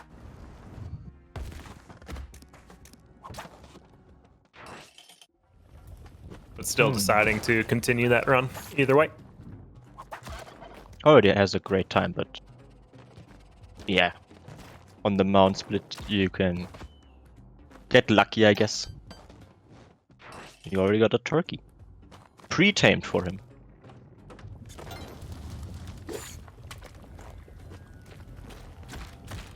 Yeah, it's another thing to mention with the mounts being untamed and tamed, it does take a few seconds to tame a mount, and you need to do that to either ride it or carry it, like Groom's doing. Yeah, the fact that you have to find a safe spot where to tame them because they run on uncontrollably also can waste a bit of time if you don't want to go for the gamble of the mount running into lava with you on it. Or running into ladybug fire or something like that. Oi. Well, I think, yeah, switching out turkey for a rock dog.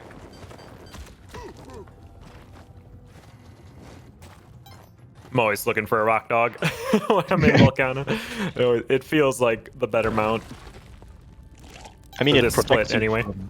It protects you from ladybug fire damage and stun from lava man, I think, as well, right? Yep. Yeah. Very good. And the turkey only, in quotation mark, gives you the ability to hover and glide. But I mean, that's not that needed if you want to go fast. Don't have time for slow play. That's right. And Groom going right into the 50k split, trying to attempt a double delivery here, is going to need to find quite a bit of money in this split already. Doesn't have even 20k yet. Also low on health. Let's hope that works out. Finding the pot, nice. We talk about ways to save time, but going down after a few levels that Groom's gone through is a great way to lose your time because you got to start that split all over again. That's true. But getting bailed by that idol right there on 4-4 even. All right.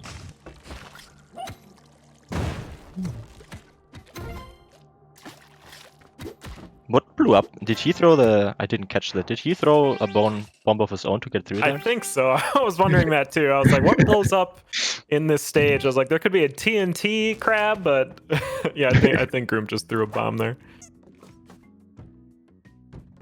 Playing with foresight.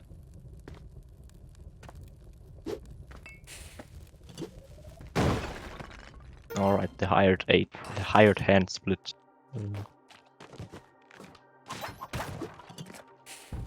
Using the bombs right away to cut through the level. You see a lot of the racers when they start this split, they'll bomb the push block in the Olmec fight, which saves a bit of time, but I'm always wondering if it's better used throughout the levels to just cut through them.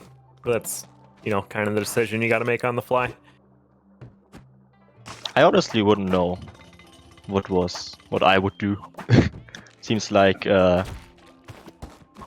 very optimized play for, like, you want to have good levels if you already use your bombs for tiny improvements like that one. So already hoping for the best, I guess. I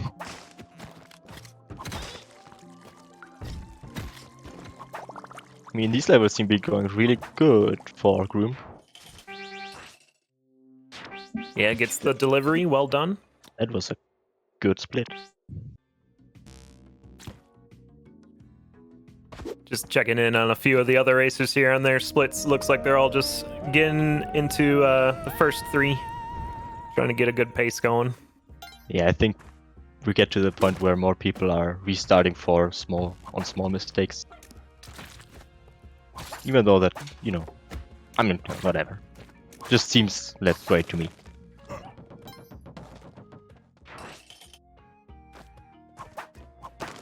Yeah, for sure. I find sometimes grinding like that can kind of you feel a bit defeated after a few resets, and sometimes it's good to just try to force a run in, but it's kind of all based on the mental fortitude. It's speedrunning is mostly a mental game. Yeah. Hey guys, I just wanted to point out that we have our 7th runner, Blue Cadet 3, joining us, and he's starting out on his no reset run, looking to get that initial time on the board. Do I want to check that out? On the big screen? Sure, yeah, we can switch over to BC3 right now.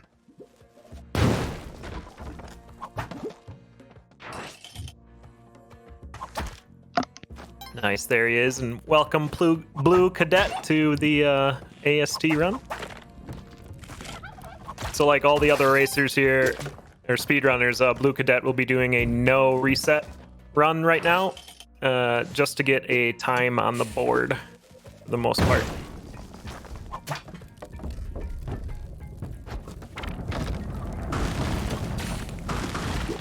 We still want to see a fast time though.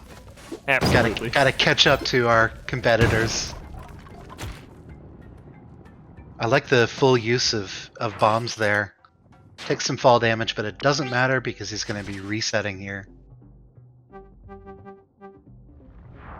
Imagine Blue Cadet was eating their breakfast while watching these first runs, getting a scout in on what they got to get.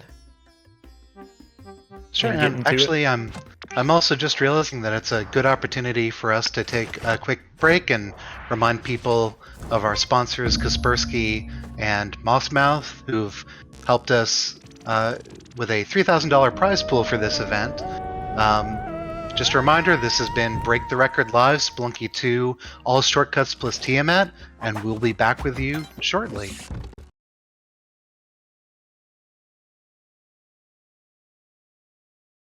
Spelunky 2 in the category All Shortcuts plus Tiamat. Just want to once again thank our sponsors for Kaspersky and Mossmouth for making our prize pool of $3,000 possible. I'm Mix. We're here with Tic Tac Foe and Carla Braun, and I'll let you take it from here. Thanks, Six. And just an update on the state of the race here. We have DT in first place, posting a time of 15 minutes 40 seconds. And close behind is Krill with 15:47, and then our remaining racers, Grump, Twiggle, Hectique, Bach, and Blue Cadet, who is running their first run of the day right now, and looking to get their first split in. First split. And It should have been a no reset run. but doing it right now either way. Just a reminder what All Shortcuts plus Tiamat is. The player has to unlock all of the Terra shortcuts and complete the game by defeating Tiamat. The timer begins when the player character entering the door to 1-1 and stops when the player reappears in the transition screen after exiting Tiamat's lair. And right now we have Blue Cadet on the main screen on the weapons split in the second world. So looking for the A shop, preferably Tun's shop, because she's easier to handle on the exits because she isn't there, unlike the normal shopkeepers. Yeah, that's a great point too. If you do steal from the shopkeeps, which was a strategy in Spelunky HD for the similar category, you'd have to deal with the shopkeepers at the exit. But with Tun here, who's guaranteed on one of these levels, it makes it an easy steal. And she'll attack you after 30 seconds on the level, but our racers are hopefully done with the level by that point. That's the dream. It's the So I want to best situation. pick up a question from Twitch chat. What are the rules regarding this event? So we've got 7 runners all competing in the All Shortcut plus Tiamat category. I think TTF did a great job of explaining that. We're going to try to see who can go the fastest in this 12-hour period today. And currently we're seeing DT as our fastest time, 15:40. We're hoping that one of them is going to break the current world record, which is just a hair under 15 minutes. But we really want to see what can these runners accomplish in this 12-hour period.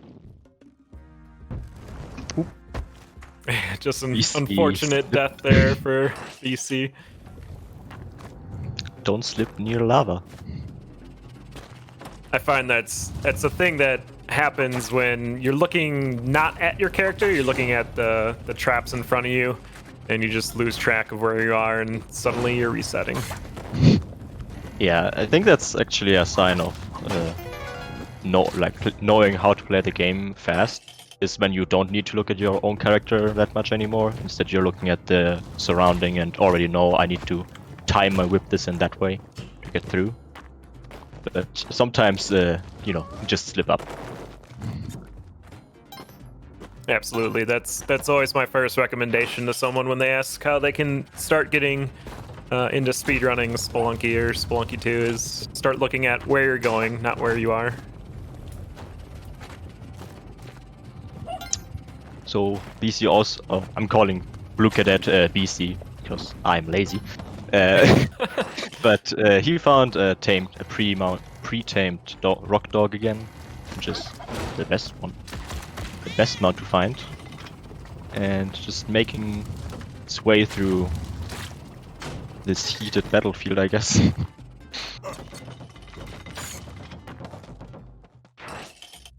Quick look at our other racers. It looks like DT. Well, now that I say that, they're going to be resetting. It looks like they had a run starting there, but gonna reset that. Commentator curse. Before you even commentated. One nice thing about Spelunky 2 is how the developers have helped speedrunning in the data management section in the options. Before we used to have to juggle save files depending on what run we wanted to do, but now it's all incorporated into the game and we can get quick resets in. Yeah, it's real nice of them. All of the speedrunning support, not only from the whole how to reset your save files for categories like these ones that are mostly real-time attack runs, but even for just the normal way to speedrun Spelunky is doing a single segment run where you just use the in-game timer. But for those, there's all those quality of life improvements like the instant reset and things like that, which is just top tier in my opinion. Yeah, it's very good. So Blue Cadet's first look at first look at the tide pool here. Everything's under control. Yeah, close grab right before the lava. Boy. But looking pretty good. Going through the 50k split. Oh, that crab weird on that tiki trap. Yeah, traps on traps. I always love to see that.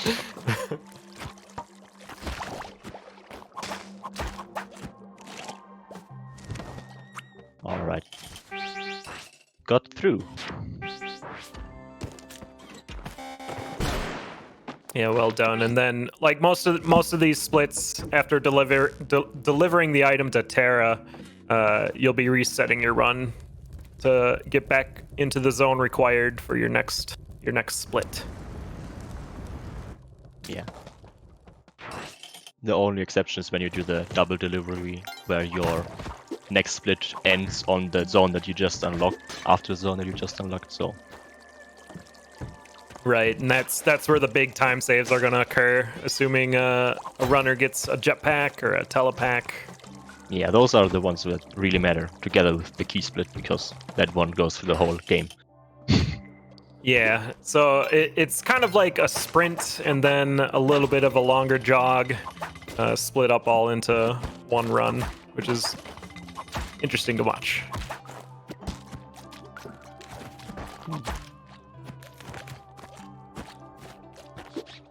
All right. Got a gold split alert for Twiggle. It's just the 2K split, so can't get too excited about that, but that is our favorite color here on the broadcast. Gold. We love gold here.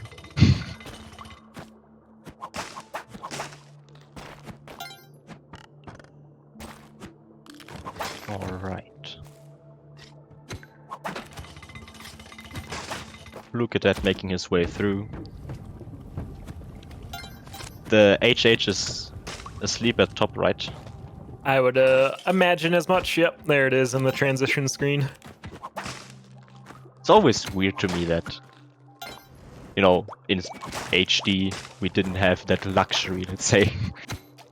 But it's actually kind of a neat feature. Yeah, and it's one of the newer adaptations in the run. That was a very close ledge grab too. When we were first starting to do this category, a lot of the racers were defeating Humphead, the big fish at the bottom of 4-2 with 4 bombs, because it would spawn a helping hand. But once the sleep mechanic was figured out, the meta shifted. I think it also shifted after the community allowed that you don't need to reset your whole save file and actually use the implemented reset option from the game, because apparently that makes the coffin spawn a lot more likely or something along those lines. I don't actually remember how exactly that was. Maybe X knows more, but I think there was something. Yeah, we're just taking advantage of the developer tool to, and yeah, not starting from a completely blank save file as we used to need to in Spelunky HE, but just taking advantage of that quality of life and makes the run a little bit more fun from us. And that's really ultimately we're competitive, but we're competing in things that we find entertaining. Just quick note on BC's run. It's got a jetpack on the critical key delivery, so big opportunity to turn some of those red numbers a different color, potentially. Could it be gold? Well, let's hope so. Could it be green? Love to see that. Oh, and a box of bombs right at the end of the Quillback fight. That's very good. We can cut through levels and have good resources for the Tiamat fight.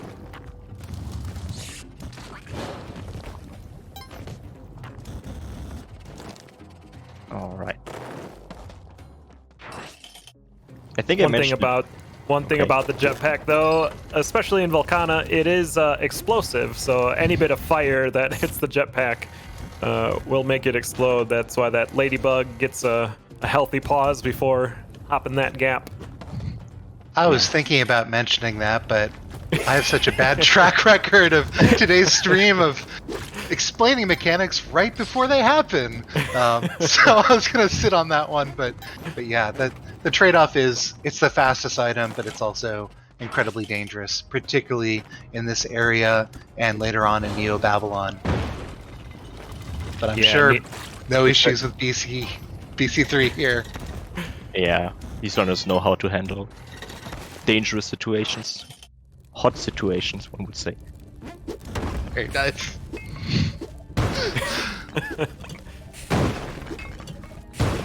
Yeah, something to look out for in Neo Babylon is when the All Mights get hit by a spark ball. There'll be a flaming body through the air that sometimes comes from off screen and can end runs pretty quick too.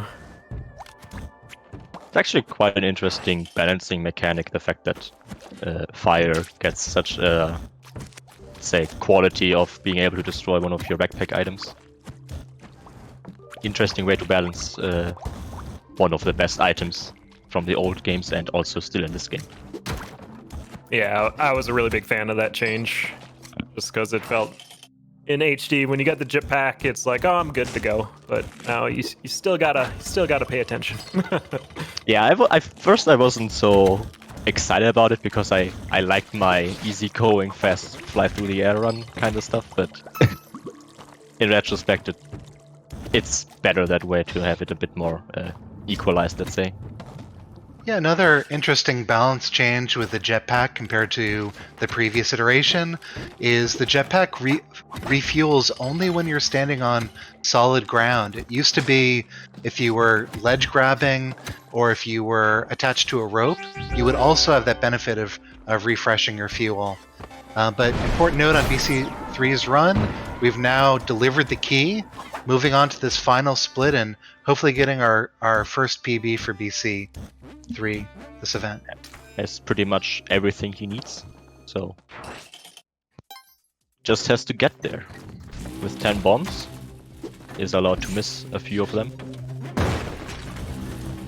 on the Tiamat fight. So Just avoiding the spark trap there is. being scared.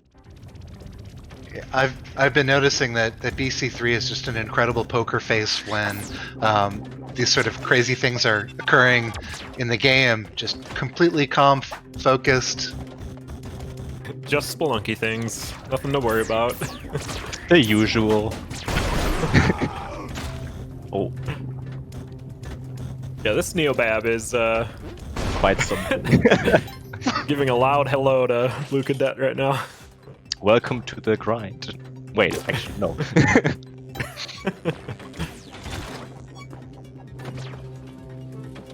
Alright, so that same decision we've seen before, BC3 is going to bypass at least the first guard that would have a shotgun, and this is one of the tools that would make Tiamat easier, but confident in the 3 or 4 bomb strategy here. Going for it. The 4 whip one. And got it. So nice. Ooh, that's a good first time. Finally, a show of emotion, just to my brother sighing at the end. So 18-18 for BC3, another one of these excellent first times, actually moving him into 5th place ahead of Hectique. Just behind Hectique, I think.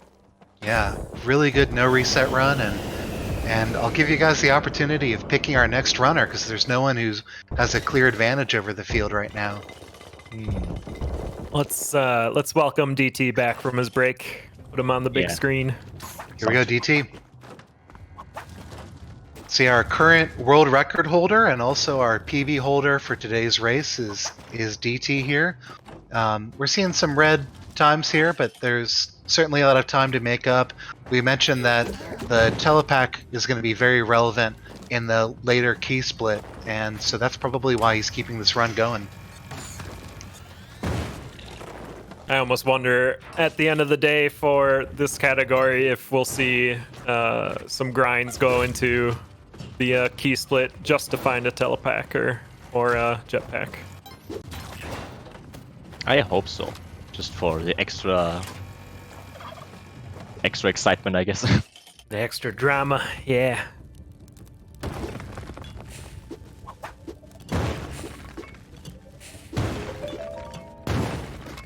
I really like this 4-bomb strat just to get past Olmec. Yeah, it's nice. Wonder how much faster it actually is. Probably quite a lot, I assume. I'm thinking it's at least 10 seconds, because that really is a serious resource commitment.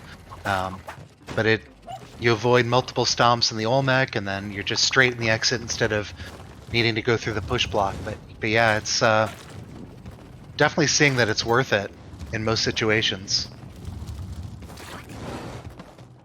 And we see DT riding the mount. First racer in a moment I've seen ride the mount instead of carry it. Oh, stuck? Oh, never mind. Yeah, he used the mount to its full potential with going through the flames and lava man. The luxury of the fire resistance.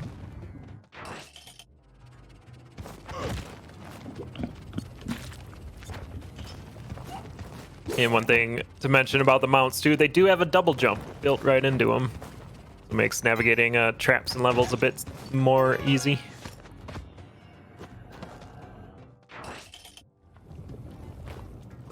They also tank one hit, right?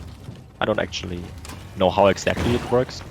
Because sometimes when you should take damage, the mount takes the damage instead. Yeah, if the mount takes the damage first, and it'll dismount you off of the mount. Yeah, because when I don't play the game that well yet, so I don't know all the little tricks, but sometimes it feels like, well, I thought I should tank this damage and not get stunned, but sometimes it still stuns me and I'm confused.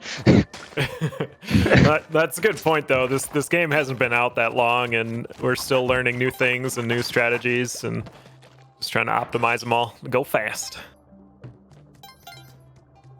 Going to the max.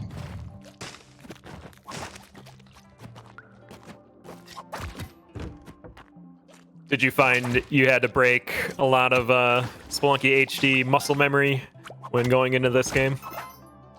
I think one of the biggest. I don't know how much it really is, but I think one of the things that I really had to unlearn was the fact that you can't jump onto enemies from a ledge grab anymore. So like when you hang on a ledge and there's an enemy on top, you can't just jump up and jump on the enemy. So in the ice caves, if a Yeti blocks your way, you have to find a way around that. Or when the robots in the Volcana block your way, that's one of the big ones. And generally, the whole fact that you can't surf all enemies anymore. That's the biggest one, I'd say. But I think you get used to it and learn how to use the whip more. Carl, you just used an interesting term. Do you want to explain what surfing is to people who might be seeing Spelunky for the first time? Fair. Surfing was, or is still, a thing where you just jump onto an enemy, and if that enemy occupies a not high corridor, you just jump on his head or like its head and go across it. In HD, so the predecessor, that was a really common thing because you didn't need to stop to time your whip. In this game, it has been nerfed quite a bit because a lot of enemies don't allow you to do that anymore. So basically, it's a way to get around enemies slightly faster than to just whip them.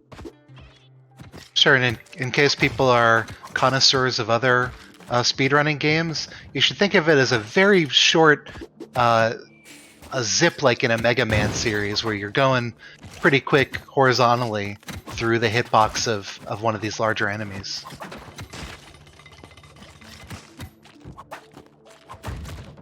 Yeah, those crabmen look prime for surfing, but they actually have a defense against it built in. They shoot up poison bubbles if you aggro them from above.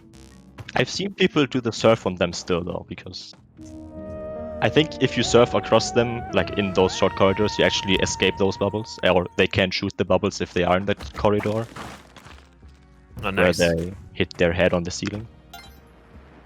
By the way, we're seeing a gold split for DT, so helping to understand why he didn't reset when he was already about a minute into the red. So probably keeping the run in case there was a telepack here. Not seeing that luck just now, but maybe we'll see one on 1-3. Moving into that key split and then finally into Tiamat. Found the key for one resource. That was a nice combo there with the key throw and the whip.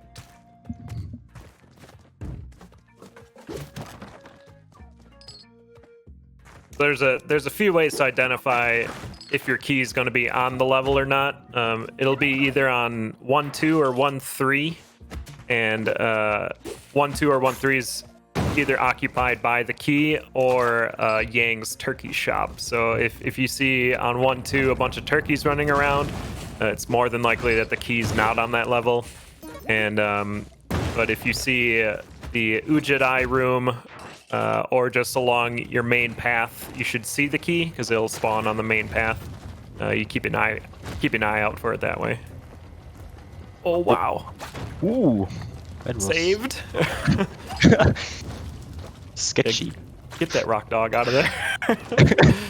I was so sure that was going to be either a death or the key slipping into the lava there, but DT still alive, possibly looking for an axolotl at this point to make the rest of the run go a little bit faster than his current pace.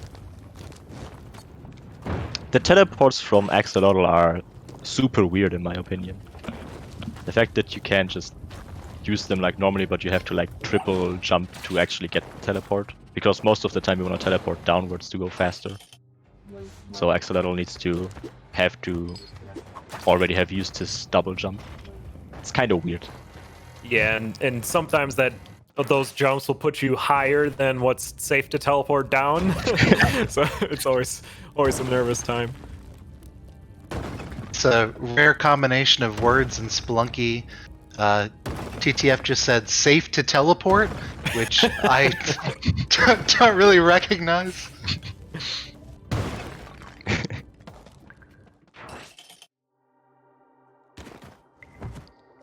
You just gotta envision success, and it'll be okay. Just believe. Yep. So a few more levels here for DT for the key split. Still potentially going for an event PB at this point. Good levels. Yeah.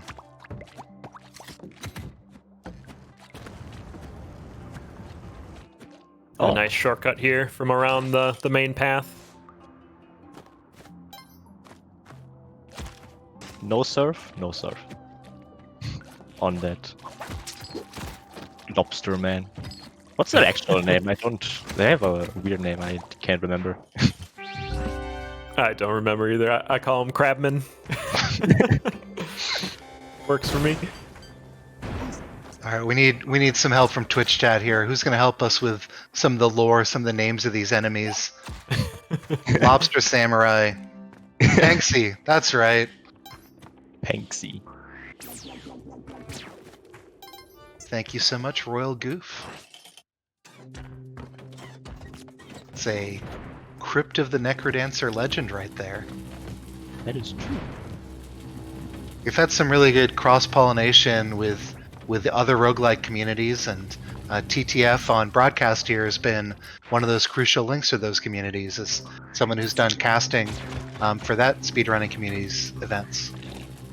Yeah, my first introduction to Spelunky speedrunning was actually a race against DT in a similar category like this, and I got defeated pretty handily. But it was a good time. Yeah, welcome to the community, TTF. Here's one of the all-time legends. Good luck.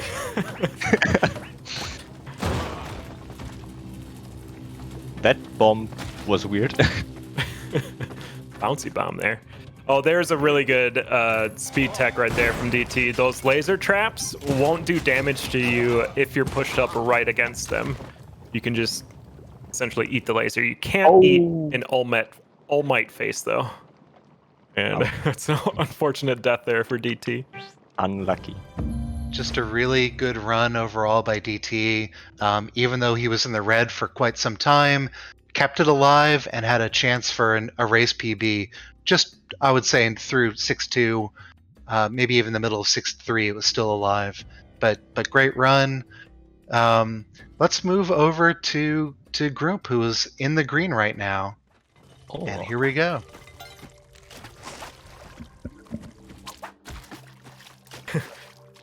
Classic Ix switch to Grump, and Grump takes damage. Excellent. The natural order of things for commentators. Still at 3 HP, though. Should be enough to complete this hired hand delivery. Still at 3 HP, huh? At 2 HP, still enough HP to deliver. Oh no! I'm so sorry, Grump. Getting stunned by poison over spikes is quite a cruel way to go. I was completely silent at that point. That one is that one's on TTF. I'll take that one. So we'll stick on Grim for now. Already has a really good time of 16:46, but let's see the sub 15 on this one. The dream. What's he comparing against? Because on his timer there's a 9:48. I think that's sum of best, I assume. That's a good question. So it could very be fast, some of best. Yeah. I'm not sure. But it is impressive to see all the times, almost all under sub 18, and we're just in the beginning of this event too. Just gonna get better from here.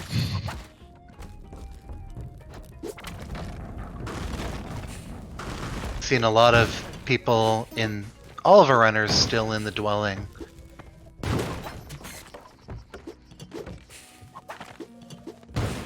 Oh, Grim didn't have 2K. I was like, why are we bombing the floor? Hoping for invisible gems in the floor. And it worked out.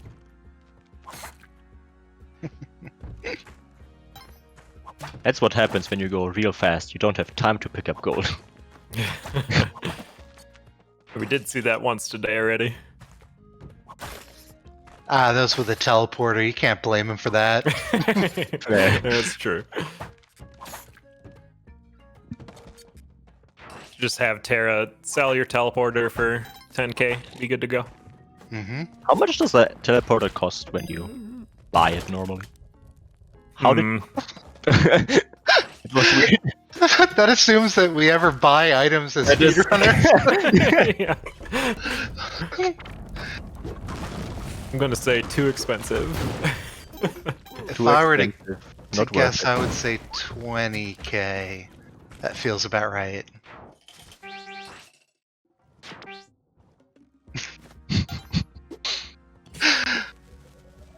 You've hit us with a couple of tough ones. The name of the lobster samurai and the cost of a teleporter. These are Preparing you tricky. for the test, you know. It's gonna be on the exam. Oh hey, Telepath. and a compass. Perfect combo. Oh, this is great, and it's also occurring on the 10k split. So this is one of these relevant times where he's not going to just benefit from it on the single level, on a single delivery, but will be able to continue to the volcano like it. Oh. All right. So we saw a passive effect of the Oh. telepack. What is this? That mole was pushing it up into the fire. Oh boy. But yeah, Ix, you were mentioning the So we thought of that. So just in time. So the mechanic is if you take damage midair while you have the telepack, you will actually teleport, and you can't control that. And we saw that keeping him alive at the end of 1-3, but then setting him into a wall in 1-4. So really, really nice to see Grump going for those speed strats. But ultimately, it's a teleporter. It is not a safe item. But at this point, I think we're going to switch over to another runner and focus in on Back, who we haven't seen in a while. So switching over right now. and to mention the telepack uncontrollable teleport. I got hit by a fireman at the bottom of a level and got teleported all the way up to the beginning of the level. And it's like, all right. Yes. I remember that. That was a good one. So we saw Back go down right after I switched to him, but this is also a good chance. Everyone's in the dwelling right now except for Twiggle, but we're going to take a quick break and remind people of our sponsors, Kaspersky and Mossmouth, that have helped us fund a $3,000 prize pool with 1K for the first place, currently held by DT, who is our race PB holder and also our current world record holder. But this has been Break the Record Live, Spelunky 2, All Shortcuts plus Tiamat. See you in just a couple minutes after a few words from our sponsors.